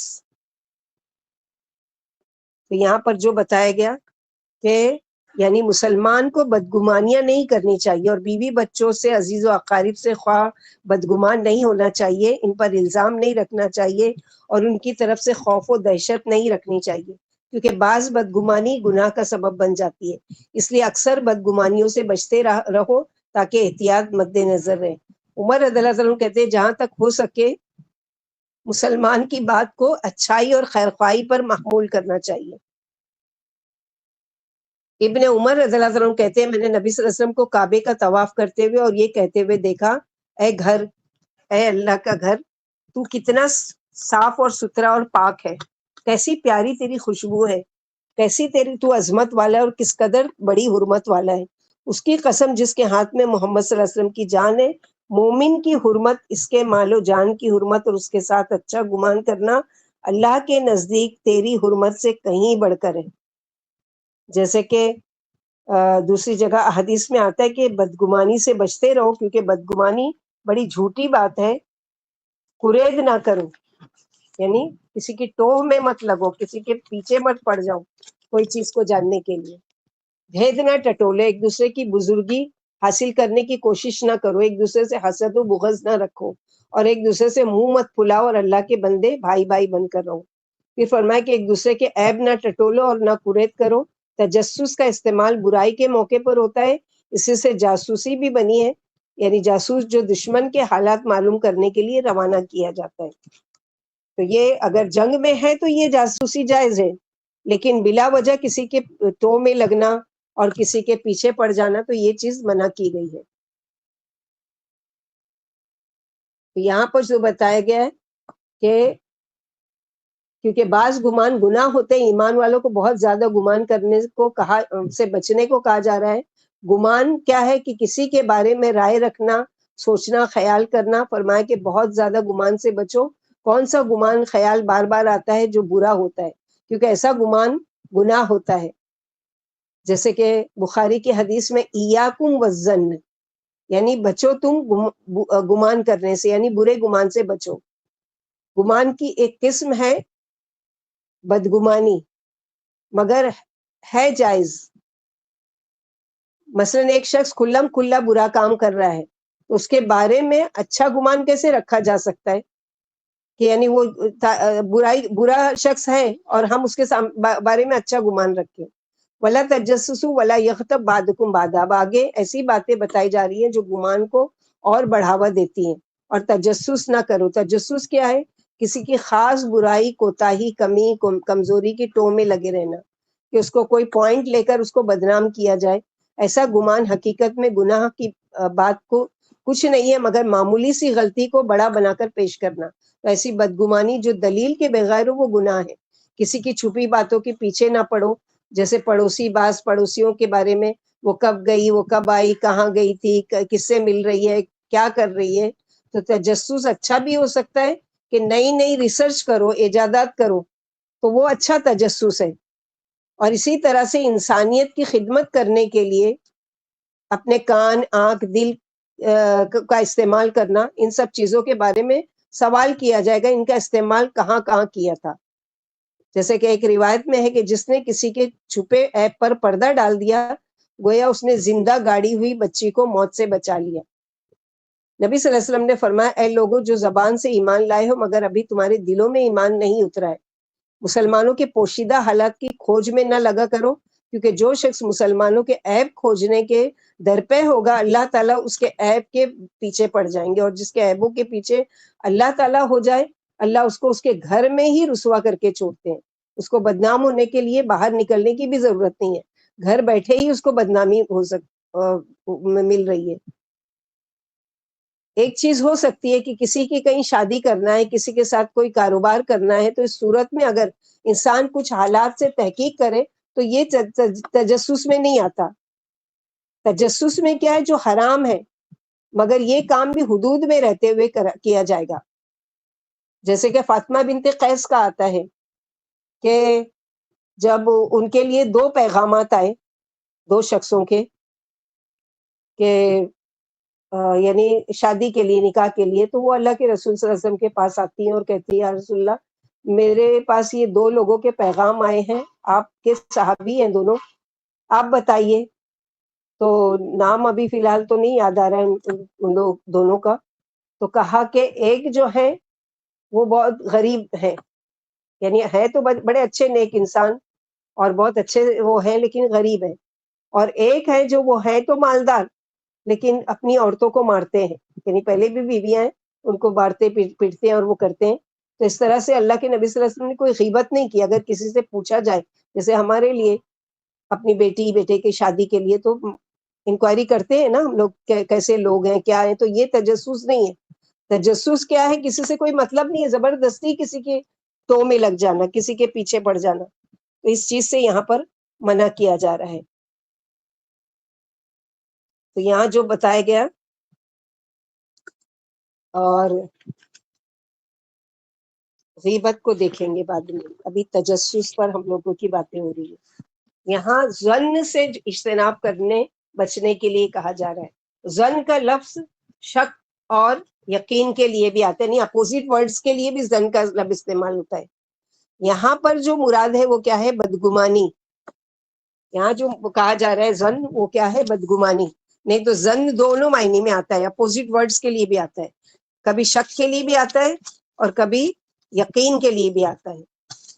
جیسے کہ اللہ کے نبی صلی اللہ علیہ وسلم نے فرمایا نا کہ اللہ سبحانہ و تعالیٰ حدیث قدسی میں فرماتے ہیں، میرے بندے کے گمان کے مطابق میں اس کے ساتھ معاملہ کرتا ہوں. اگر وہ میرے بارے میں گمان کرتا ہے کہ میرا ایک رب ہے جو میری دعاؤں کو قبول کرتا ہے، تو یقیناً میں اس کی دعا کو قبول کرتا ہوں. تو وہاں پر کون سا گمان ہوا، اچھا گمان، کہ اللہ کے بارے میں اچھا گمان رکھتا ہے. تو ظن 2 معنی میں، شک میں بھی اور اپوزٹ معنی میں بھی، یقین کے لیے بھی. یہاں مراد بدگمانی، ابن القیم کہتے ہیں کہ بدگمانی یہ ہے کہ لوگوں کے بارے میں برے گمان سے دل کو بھر لینا، یہاں تک کہ یہ بدگمانی زبان اور اعضاء پر ظاہر ہو جائے. یعنی دل میں اتنا بھر گیا برائی، بدگمانی، کہ اب وہ زبان پر بھی آ گئی اور اس کے اعضاء سے بھی جھلک رہی ہے. اعضاء سے مثلاً آنکھوں سے اشارہ، ہاتھوں سے اشارہ، یا زبان سے کچھ برا بھلا کہنا، بدگمانی کی وجہ سے. ابن کثیر کہتے ہیں کہ بدگمانی یہ ہے کہ آپ کسی پر الزام لگائیں اور اپنے گھر والوں، رشتہ داروں، لوگوں کو ناحق خیانت کی طرف منسوب کریں. مگر اگر کوئی ہے ہی برا انسان تو اس کا ثبوت یا دلیل بھی ہو تو اس کے بارے میں گمان کرنا اور دوسروں کو اس کے شر سے بچانا چاہیے. یعنی اگر کوئی ہے برا تو اب اس کے شر سے بچانے کے لیے ہم کیا کر سکتے ہیں، بتا سکتے ہیں لوگوں کو کہ بھائی ذرا اس سے بچ کر رہنا، یہ ایسی اور ایسی ہے، یعنی چور ہے یا چغل خور ہے، یا پھر یہ کہ لڑائی کروانے والی ہے یا لوگوں میں پھوٹ ڈلوانے والی ہے، تو اس سے اس کو وہ کرنا. تو یہ غیبت اور اس میں نہیں آتی، تجسس میں. جیسے کہ آپ صلی اللہ علیہ وسلم کے پاس ایک شخص آیا، آپ صلی اللہ علیہ وسلم نے اس کے ساتھ بہت اچھے سے پیش آئے، بہت اچھے اخلاق کا مظاہرہ کیا. جب وہ چلا گیا تو عائشہ رضی اللہ عنہ سے آپ صلی اللہ علیہ وسلم نے کہا کہ اس سے بچ کر رہنا، یہ اپنی قوم کا بہت گھٹیا انسان یعنی بہت برا انسان ہے. تو عائشہ رضی اللہ عنہ کو بہت تعجب ہوا کہ ابھی جو آیا آپ نے اس کے ساتھ اتنے اچھے سے پیش آئے اور پھر آپ جب چلا گیا تو آپ یہ کہہ رہے ہیں. تو آپ صلی اللہ علیہ وسلم نے فرمایا کہ کہیں ایسا نہ ہو, تم کو بتانے کا مقصد کیا ہے کہ کہیں ایسا نہ ہو کہ میری غیر موجودگی میں یہ آئے اور تمہیں کوئی نقصان پہنچائے. تو یہاں پر جو بتایا گیا آیت میں وہ کیا ہے کہ یہ اسم ہے, یعنی یہ سارے گناہ کے کام ہیں جس سے ہم کو بچنا چاہیے. یا ایھا الذین آمنوا لا یسخر قوم من قوم عسى ان یکونوا خیرا منهم ولا نساء من نساء ان یکن خیرا منهن ولا تلمزوا انفسکم ولا تنابزوا بالالقاب بئس الاسم الفسوق بعد الایمان ومن لم یتب فاولئک هم الظالمون. تو فسق اور یہ اسم یہ سارے گناہ کے ہیں, جیسے کہ اللہ کے نبی صلی اللہ علیہ وسلم نے فرمایا اسم ما حاک فی نفسک, گناہ تو وہ ہے جو تیرے دل میں کھٹک جائے, یعنی تجھے برا لگے, اچھا نہیں لگے اس کے بارے میں سن کر اور یا کہہ کر کہ کیوں کہا میں نے اور کیوں کیا. تو اسم ما حاک فی نفسک, گناہ تو وہ ہے کہ جو تیرے دل میں کھٹک جائے اور تو یعنی پسند نہ کرے کہ ہاں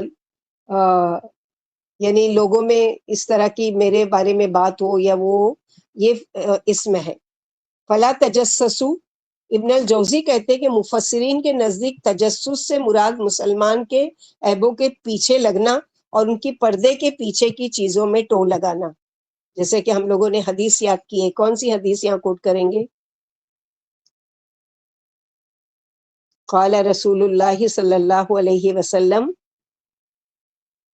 من ستر مسلمن, قال رسول اللہ صلی اللہ علیہ وسلم من ستر مسلما سترہ اللہ فی الدنیا والآخرہ.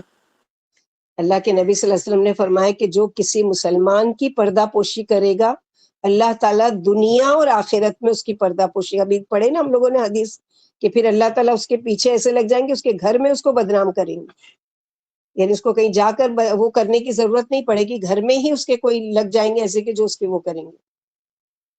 ابو ہریرہ رضی اللہ عنہ کہتے ہیں کہ نبی صلی اللہ علیہ وسلم نے فرمایا ولا تجسسوا ولا تخسسوا, کہ کسی کی جاسوسی نہ کرو اور کسی کی ٹو میں نہ لگو. دونوں میں کیا فرق ہے؟ امام راغب صاحانی جنہوں نے مفردات القرآن لکھی ہے, کتاب کی ڈکشنری لکھی ہے, وہ کہتے ہیں کہ جس کا لغوی معنی ہے, تجسس میں سے جس کا لغوی معنی ہے انسان کی رگ کو چھونا, اس کی نبض کو معلوم کرنا تاکہ اس کی تندرست ہے یا بیمار ہونے کی تحقیق کرنا. یعنی جیسے حکیم وغیرہ کیا کرتے ہیں کہ ہاتھ پکڑ کر دیکھتے ہیں یا ڈاکٹرز دیکھتے ہیں نبض وغیرہ دیکھ کے کہ کتنی بخار ہے یا کتنی دل کی دھڑکن ہے, یہ ساری چیزیں. تو ایسے ہی جس کا معنی ان لوگوں نے ڈکشنری میں کیا لیا ہے کہ انسان کی رگ کو چھونا, اس کی نبض کو معلوم کرنا. تو یہاں مطلب کیا ہے, کیا کہا جا رہا ہے کہ یعنی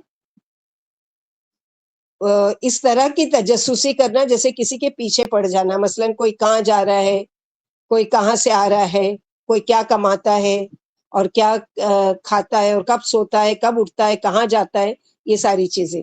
اور حس کہتے ہیں کسی چیز کو محسوس کر کے معلوم کرنا. جاسوسی جس سے ہے, اور جاسوسی کیا ہے, جنگ کے اس میں جائز ہے. ولا یغتب, اور نہ غیبت کریں. اللہ تعالیٰ ان سارے کبیرہ گناہوں سے ہم لوگوں کو بچائے. اللہ تعالیٰ بس کسی چیز کو محسوس کر کے باجی, حس کا معنی کیا مطلب حس آپا کا پھر سے محسوس کسی چیز کو محسوس کر کے معلوم کرنا. یعنی آپ نے کوئی چیز کو دیکھا, اس کو ہاتھ لگایا, دیکھا اور سمجھا کہ ہاں یہ وہ ہے, تو وہ حس ہے. حس سے اصل میں حس یعنی محسوس کرنا.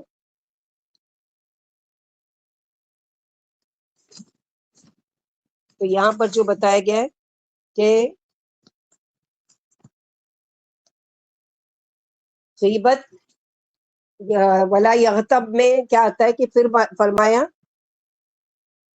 کہ ایک دوسرے کی غیبت نہ کرو. اس میں غیبت کی ممانعت ہے. غیبت کی شارح نے تفسیر کی ہے. رسول اللہ صلی اللہ علیہ وسلم سے غیبت کے بارے میں پوچھا گیا تو فرمایا اپنے بھائی کا اس طرح ذکر کرنا کہ اسے برا معلوم ہو. پوچھا اگر وہی بات اس میں موجود ہے تو وہ کیا ہے؟ فرمایا یہی تو غیبت ہے ورنہ بہتان ہے.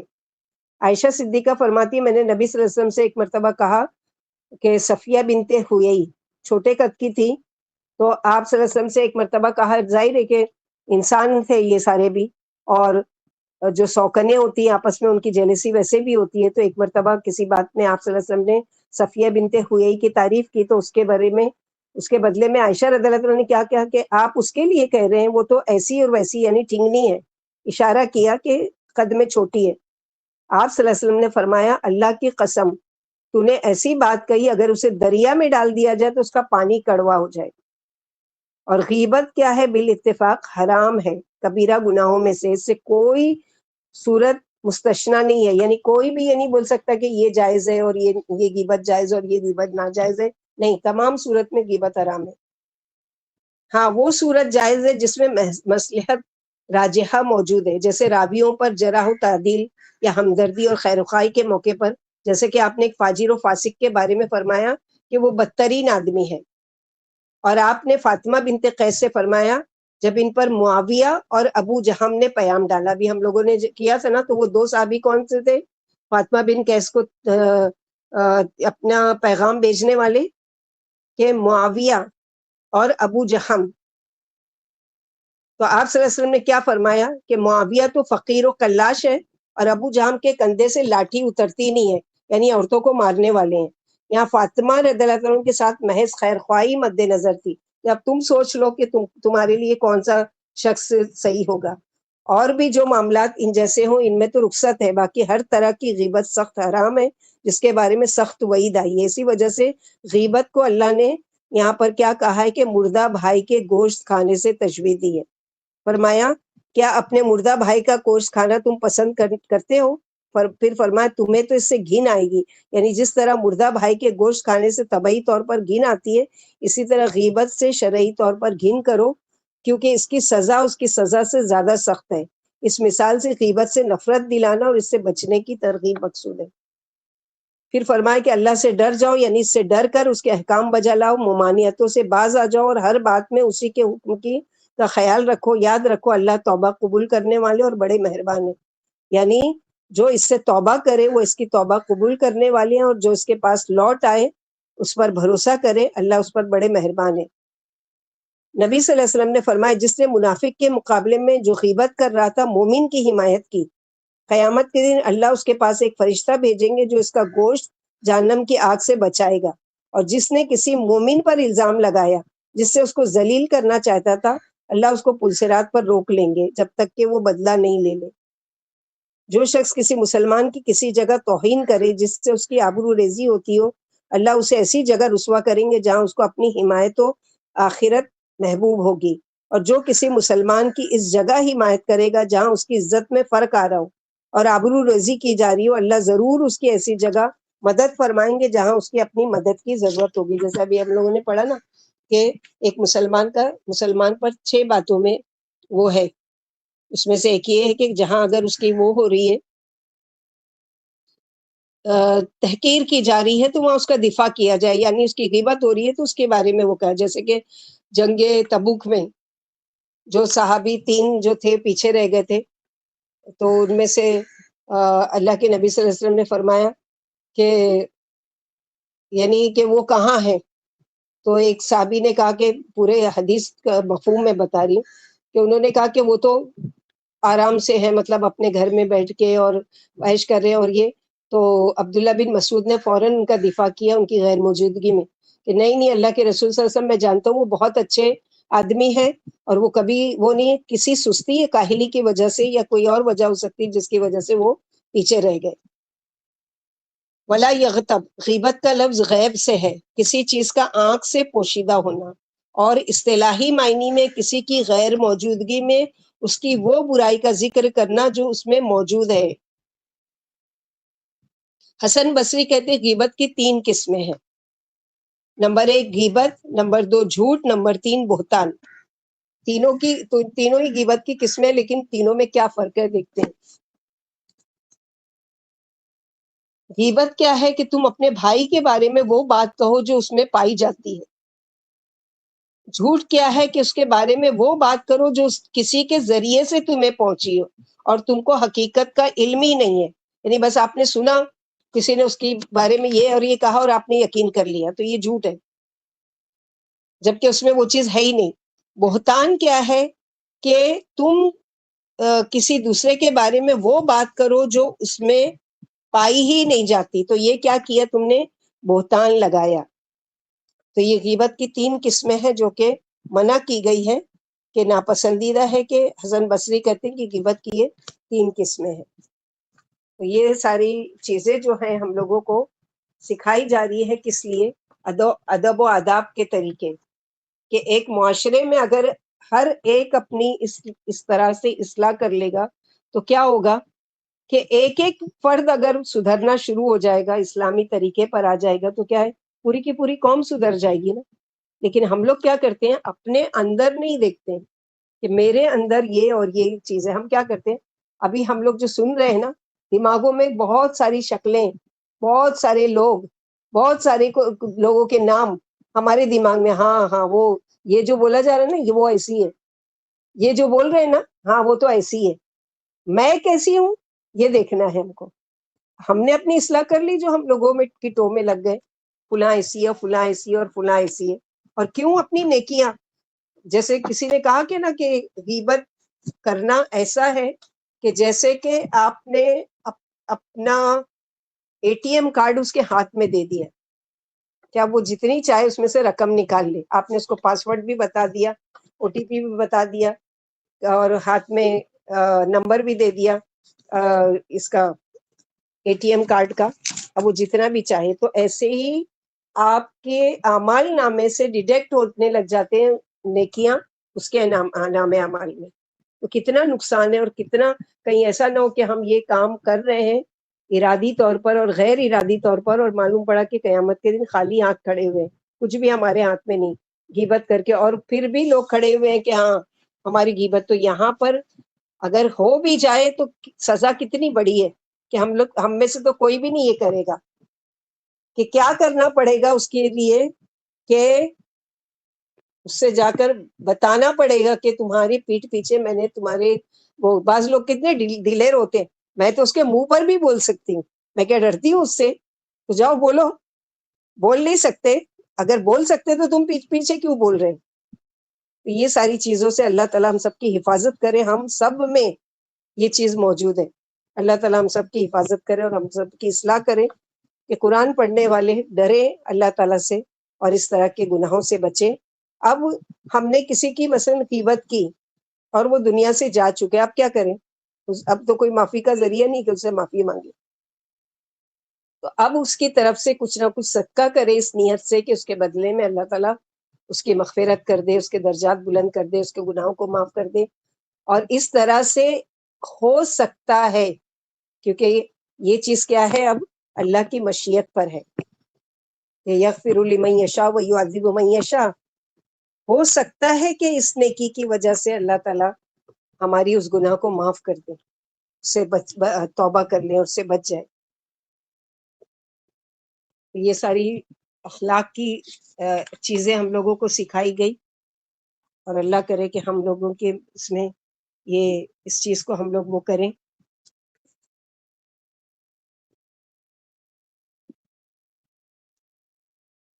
جیسے کہ اللہ کے نبی صلی اللہ علیہ وسلم نے فرمایا کہ جس طرح سے کسی کا مال چوری کرنا حرام ہے، ایسے ہی کسی کی غیبت کرنا بھی کبیرہ گناہوں میں سے.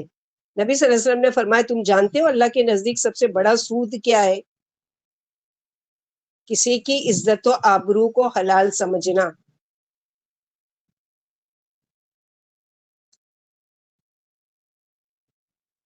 تو غیبت کا جیسے ہم لوگوں نے پڑھا کیا کہ غیب سے ہے، غیب یعنی وہ غائب ہے، موجود نہیں ہے، اور اس کے پیٹھ پیچھے اس کی باتیں کی جا رہی ہے، اور ایسی باتیں کی جا رہی ہے کہ اگر وہ سن لے تو اس کو برا معلوم ہو، اس کو اچھا نہیں لگے. تو یہ غیبت ہے. اور اگر یہ غیبت کرنا اس کو نیت ہے کہ چغل خوری کے دو لوگوں میں آپس میں لڑانے کی وجہ سے اگر یہ تو پھر یہ چغل خوری ہے، پھر اس کا گناہ اس سے بڑھ جائے گا کہ لا يدخل الجنت قطات، چغل خور کیا ہے؟ جنت میں نہیں جائے گا۔ اور جیسے کہ آپ صلی اللہ علیہ وسلم نے یہ قبر میں دو لوگوں کو جو عذاب دیکھا کہ ایک کو پیشاب کے قطرے چیٹے کے احتیاط نہ کرنے کی وجہ سے عذاب ہو رہا ہے، اور ایک کو چغل خوری کی وجہ سے عذاب ہو رہا ہے۔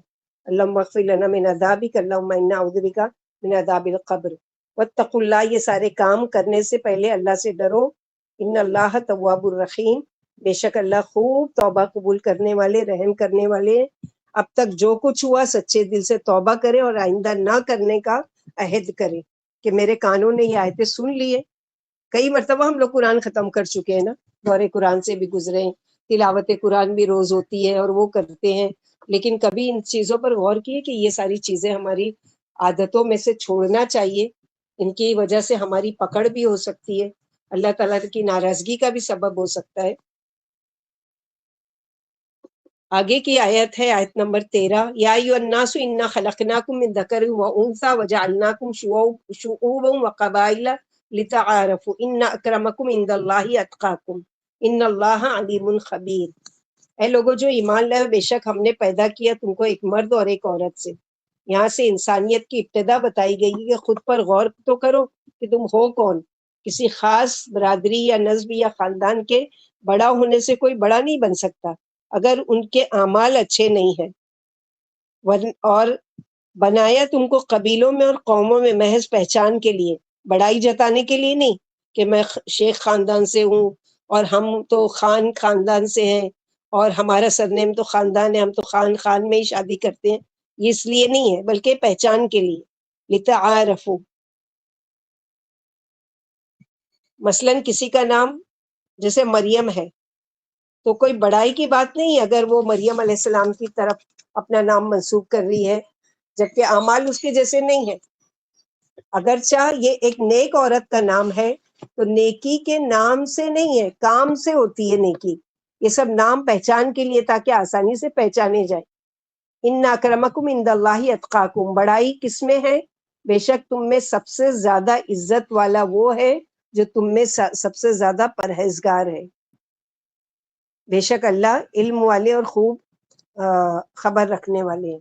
یعنی اللہ کی نظر میں بڑا وہ نہیں ہے جو پیسے والا ہے، جو خوبصورت ہے، جس نے یہ سب کچھ دیا ہے، اس کے نزدیک ان چیزوں کی کیا اہمیت ہے؟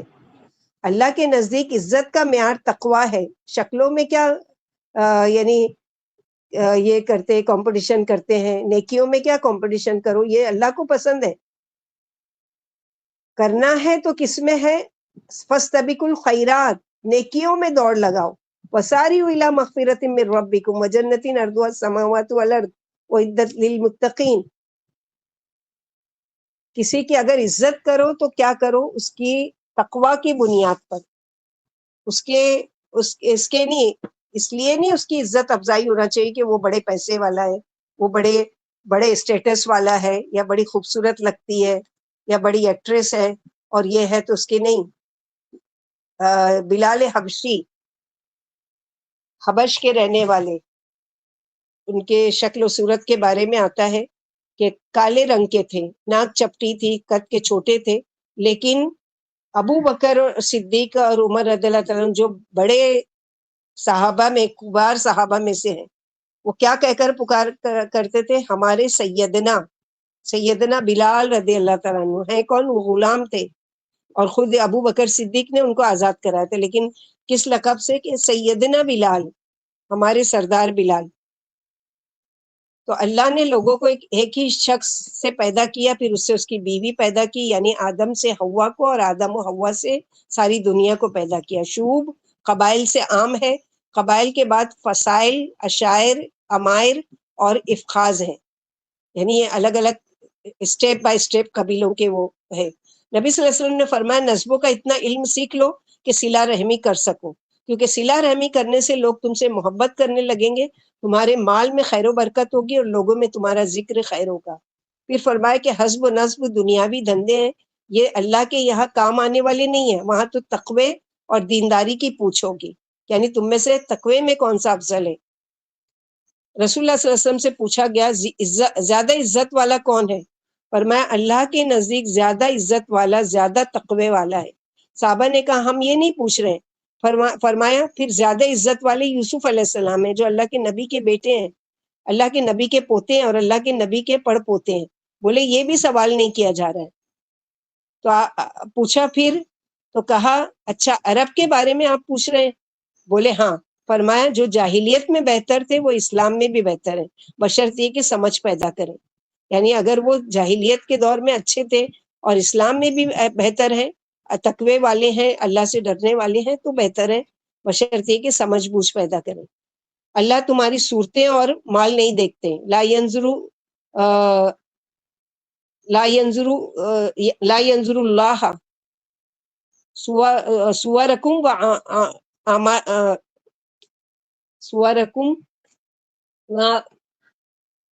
مالکم ولکن ينظر الى کیا ہے وہ حدیث ابھی یاد نہیں۔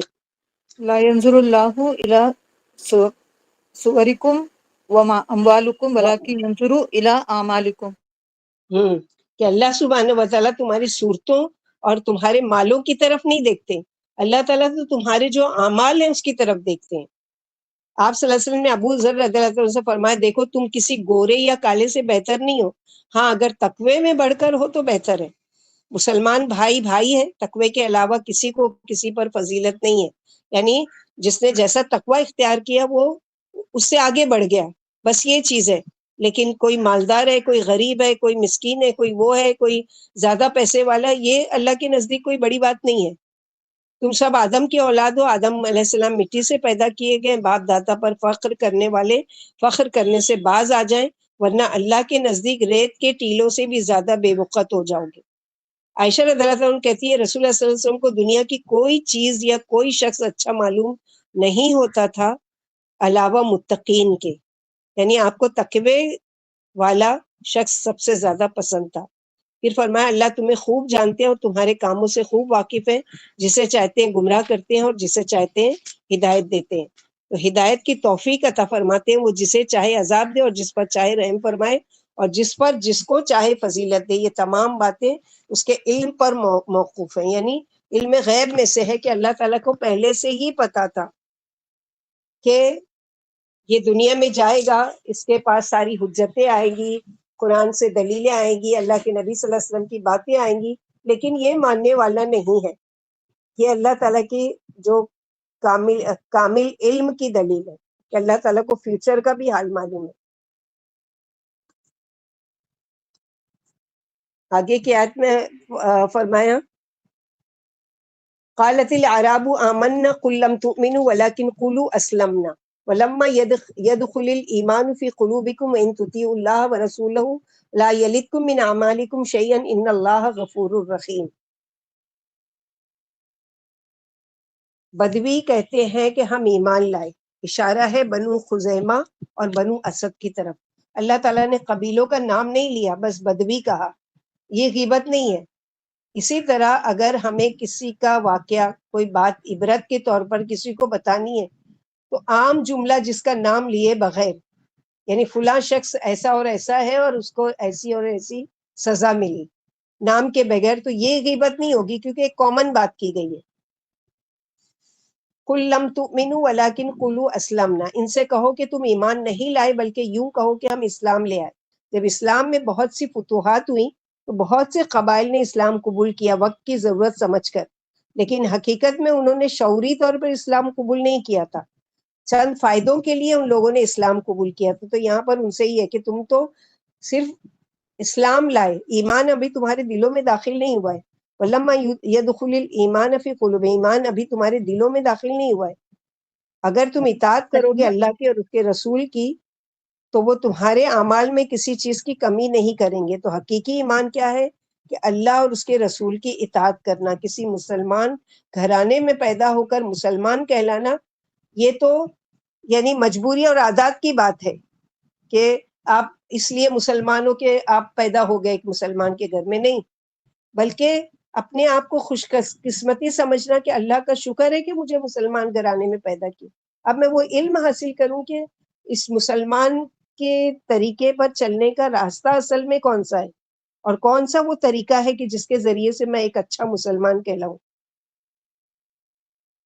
تو اجر کس پر صرف روایتی مسلمان بننے میں نہیں ہے، بلکہ کیا ہے کہ حقیقی معنوں میں مومن کون ہے. آگے کی آیتوں میں دیکھیں گے کہ حقیقی معنوں میں مومن کون ہے. جی بنو خزیمہ اور ایک کون سا قبیلہ تھا؟ ایک منٹ. بنو خزیمہ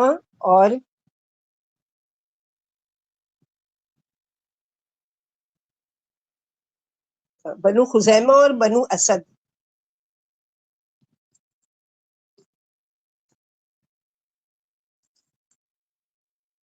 اس آیت میں ان دیہاتیوں کی تردید ہے جو مشرف با اسلام ہوتے ہی مقام ایمان کا بڑھ چڑھ کر دعویٰ کرنے لگے تھے، حالانکہ ابھی تک ایمان کی جڑیں ان کے دلوں میں پھیلی نہیں تھی. کہتے ہیں ہم مومن ہیں اور ایمان لے آئے ہیں. اللہ نے فرمایا اے نبی صلی اللہ علیہ وسلم آپ ان سے فرما دیجئے کہ یہ دعویٰ مت کرو، بلکہ یوں کہو ہم ابھی اسلام لائے ہیں اور رسول اللہ صلی اللہ علیہ وسلم کے مطیع ہو گئے، کیونکہ ایمان ابھی تک تمہارے دلوں میں داخل نہیں ہوا ہے. اس آیت سے معلوم ہوا کہ ایمان خاص ہے اور اسلام عام ہے. اسی لیے کہا گیا نا کہ ہر اسلام لانے والا ایمان والا نہیں ہو سکتا، بلکہ ہر ایمان والا اسلام والا ہو سکتا ہے. جیسے کہ ہر رسول نبی نہیں ہو سکتا، ہر نبی رسول نہیں ہو سکتا، تو ایسے ہی ہر ایمان والا جو ہے وہ اسلام والا ہو سکتا ہے. لیکن اسلام لانے والا یہ نہیں کہہ سکتا کہ میں ایمان والا ہوں جب تک کہ وہ ایمان کا کے اس پہ نہیں چلے.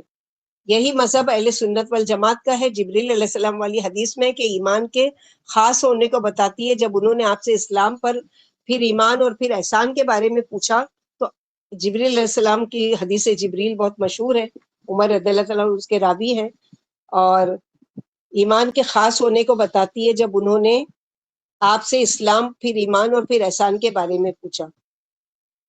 ایک دفعہ نبی صلی اللہ علیہ وسلم نے چند صحابوں کو مال دیا مگر ایک صحابی کو کچھ نہیں دیا.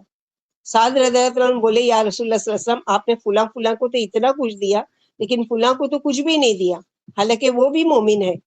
فرمائے مسلمان ہے. سعد رضی اللہ عنہ نے 3 دفعہ یہی جملہ دہرایا کہ وہ مومن ہے. آپ صلی اللہ علیہ وسلم نے فرمایا نہیں وہ مسلمان ہے. آپ نے تینوں دفعہ یہی جواب دیا.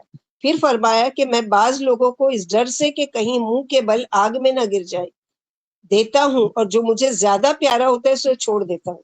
یعنی کسی دشمنی کی وجہ سے چھوڑ نہیں دیا، بلکہ یہ پیارا ہے کیونکہ مجھے ڈر ہے کہ یہ کہیں زیادہ مل جانے کی وجہ سے اللہ کی نافرمانی میں نہ چلا جائے، ایمان سے نہیں خارج ہو جائے، اس لیے میں اس کو نہیں دیتا ہوں. اور دوسروں کو اس لیے دیا ہوں کہ کہیں وہ اس میں پڑھ کے یعنی نہ ملنے کی وجہ سے کہیں ایسا نہیں کہ آگ والوں میں سے بن جائے. معلوم ہو کہ مومن و مسلم میں فرق ہے اور ایمان خاص اور اسلام عام ہے. اور یہ بھی معلوم ہو کہ وہ شخص مسلمان تھا، منافق نہیں تھا، کیونکہ اسلام کی ہی وجہ سے آپ نے اسے کچھ نہیں دیا. اس سے معلوم ہو کہ یہ دیہاتی بھی جو دعوے دار ایمان تھے، مسلمان تھے، منافق نہیں تھے، لیکن ابھی ایمان ان کے دلوں میں مضبوط مستحکم نہیں ہوا تھا اور اپنے مقام سے اونچے مقام کا دعویٰ کر رہے تھے. لہٰذا انہیں ادب سکھایا جا رہا ہے کہ پہلے اللہ کے نبی صلی اللہ علیہ وسلم کی اطاعت تو کرو، اللہ کی فرمانبرداری تو کرو، اس کے بعد تم ایمان کا دعویٰ کرو.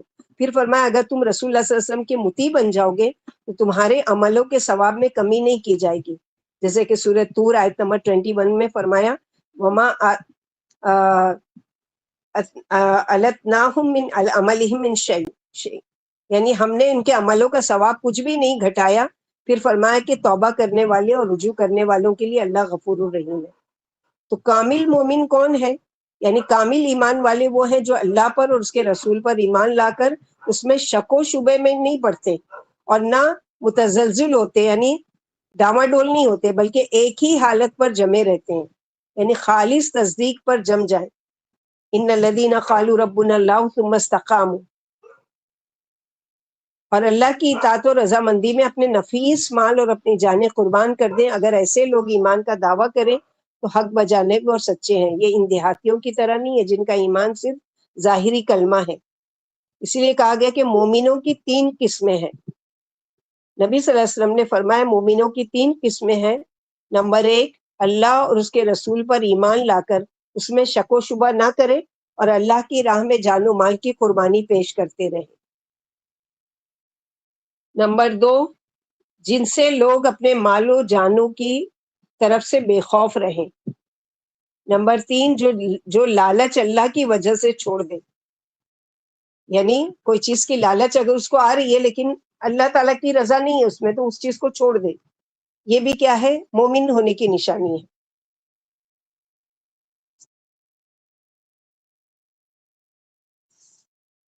انما باجی المؤمنون پہلا بولیے نا۔ پہلا یہ کہ اللہ اور اس کے رسول پر ایمان لا کر اس میں شک و شبہ نہ کرے اور اللہ کی راہ میں جان و مال کی قربانی پیش کرتا رہے۔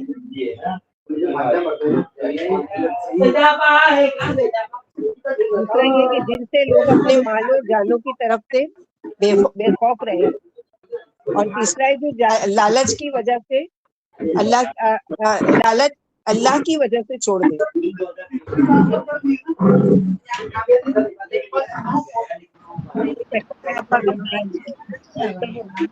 दूसरा बोलिए ना भाई, आवाज बहुत आ रही है कहीं से। میں بند کری اسی لیے شکیلہ کا اسکول میں ہوگی نا اس لیے۔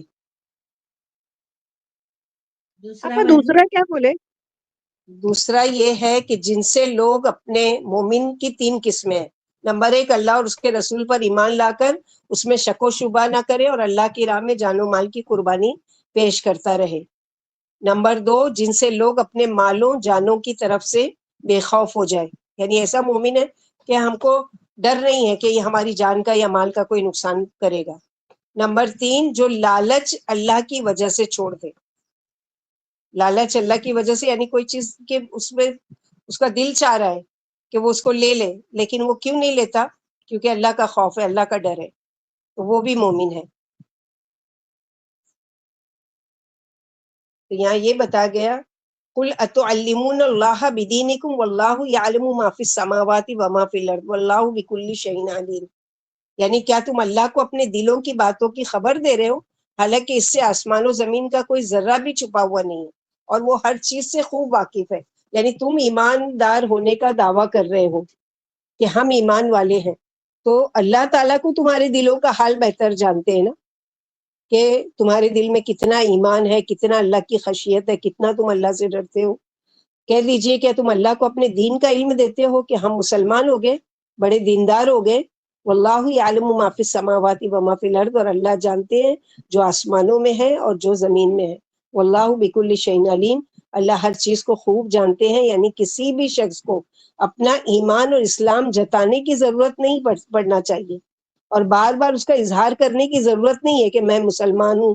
جو حقیقت میں مسلمان ہے وہ اللہ سے چھپا ہوا نہیں ہے کہ ہمارا ایمان کتنا ہے، یعنی بظاہر تو ہم ایک دوسرے سے ملتے ہیں، اب میرے اندر کتنا ایمان ہے یہ سامنے والا نہیں جانتا، اس کے سامنے والے کے اندر کتنا ایمان ہے ہم نہیں جانتے، لیکن ہم دونوں کی کیفیت اور حالت کو کون جانتے ہیں؟ اللہ سبحانہ و تعالیٰ۔ تو اللہ پر تم اتعلمون اللہ، کیا تم اللہ کو بتانا چاہتے ہو کہ تم کتنے ایمان والے ہو؟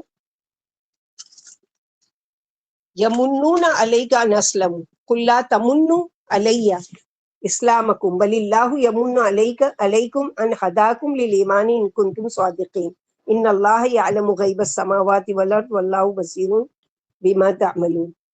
یہ آپ پر احسان جتاتے ہیں یہ بدوی کہ وہ اسلام لے آئے، یعنی آپ پر بڑا احسان کیا، ہم نے آپ کی بات مانی اور آپ کی بات سن کر ہم اسلام میں داخل ہو گئے۔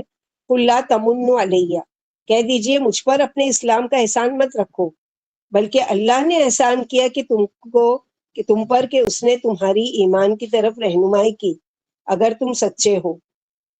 بے شک اللہ جانتے ہیں غیب کو آسمان و زمین کے، اور اللہ دیکھ رہے ہیں جو تم کر رہے ہو۔ اچھا کام کس کے لیے کیا جاتا ہے؟ جو یعنی اللہ تو کیا، اللہ دلوں کے نیتوں کے راز نہیں جانتے؟ کیا اس سے ہماری کوئی نیت نیکی چھپی ہوئی ہے؟ خواہ ہم سب کے سامنے کریں یا چھپ کر کریں، پھر احسان جتانے کی، دکھانے کی، تکرار کرنے کی ضرورت کیا ہے؟ اگر ایسا کیا تو اجر کس سے ملے گا؟ اللہ تعالیٰ سے۔ تو آیت نمبر 16-17، دین کا چھوٹا سے چھوٹا کام کر کے دوسروں پر احسان جتانے سے کیا کرنا چاہیے؟ بچنا چاہیے، کیونکہ احسان جتانے سے کیا ہوگا کہ سب سے پہلے نقصان تو یہ ہوگا کہ اس کے اعمال ہی ضائع ہو جائیں گے، اور قیامت کے دن اللہ تعالیٰ اس کی طرف اس کی طرف اپنی رحمت کی نظر سے دیکھیں گے، اور نہ اس کے تزکیہ کریں گے، اور نہ اس کو گناہوں سے پاک کریں گے۔ جو دیہاتی اسلام و اطاعت اور مدد کا آپ پر احسان رکھتے ہیں، اللہ ان کی تردید فرما رہے ہیں اور اپنے رسول سے کہتے ہیں کہ آپ ان سے فرما دیجئے کہ اپنے اسلام کا احسان مت جتاؤ، اس کا فائدہ تم ہی حاصل کرنے والے ہو۔ یہ تو اللہ کا تم پر بڑا زبردست احسان ہے کہ اس نے تمہیں ہدایت کی توفیق دی۔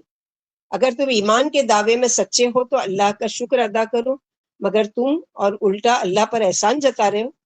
جیسے حنین کی لڑائی میں نبی صلی اللہ علیہ وسلم نے انصار سے فرمایا، اے گروہ انصار، کیا میں نے تمہیں گمراہ نہیں پایا تھا؟ پھر اللہ نے تمہیں میری وجہ سے ہدایت دی۔ تم میں پھوٹ تھی، اللہ نے میری وجہ سے محبت پیدا کر دی، اور تم فقیر تھے، اللہ نے میری وجہ سے تمہیں مالدار بنا دیا۔ جب آپ کوئی بات کہتے تو انصار صرف یہی جواب دیتے، ہم پر اللہ کا اور اس کے رسول کا بہت بڑا احسان ہے۔ ابن عباس رضی اللہ عنہ فرماتے ہیں، بنو اسد رسول اللہ صلی اللہ علیہ وسلم کے پاس آ کر کہنے لگے، یا رسول اللہ صلی اللہ علیہ وسلم، ہم مسلمان ہو گئے، عرب نے آپ سے جنگ کی مگر ہم نے جنگ نہیں کی۔ فرمایا ان میں سمجھ نہیں تھی، ان کی زبانوں پر شیطان بول رہا ہے۔ پھر یہ آیت اتری، یعنی آ کر کیا جتا رہے ہیں کہ دیکھیے ہم آپ پر اسلام لے آئے اور ایمان آپ کے کہنے پر ہم مسلمان ہو گئے، اور ہم نے آپ کے ساتھ جنگ نہیں کی، مشرکین مکہ نے تو آپ سے جنگ کی۔ تو اللہ تعالیٰ نے کہ احسان مت جتاؤ اس چیز کا۔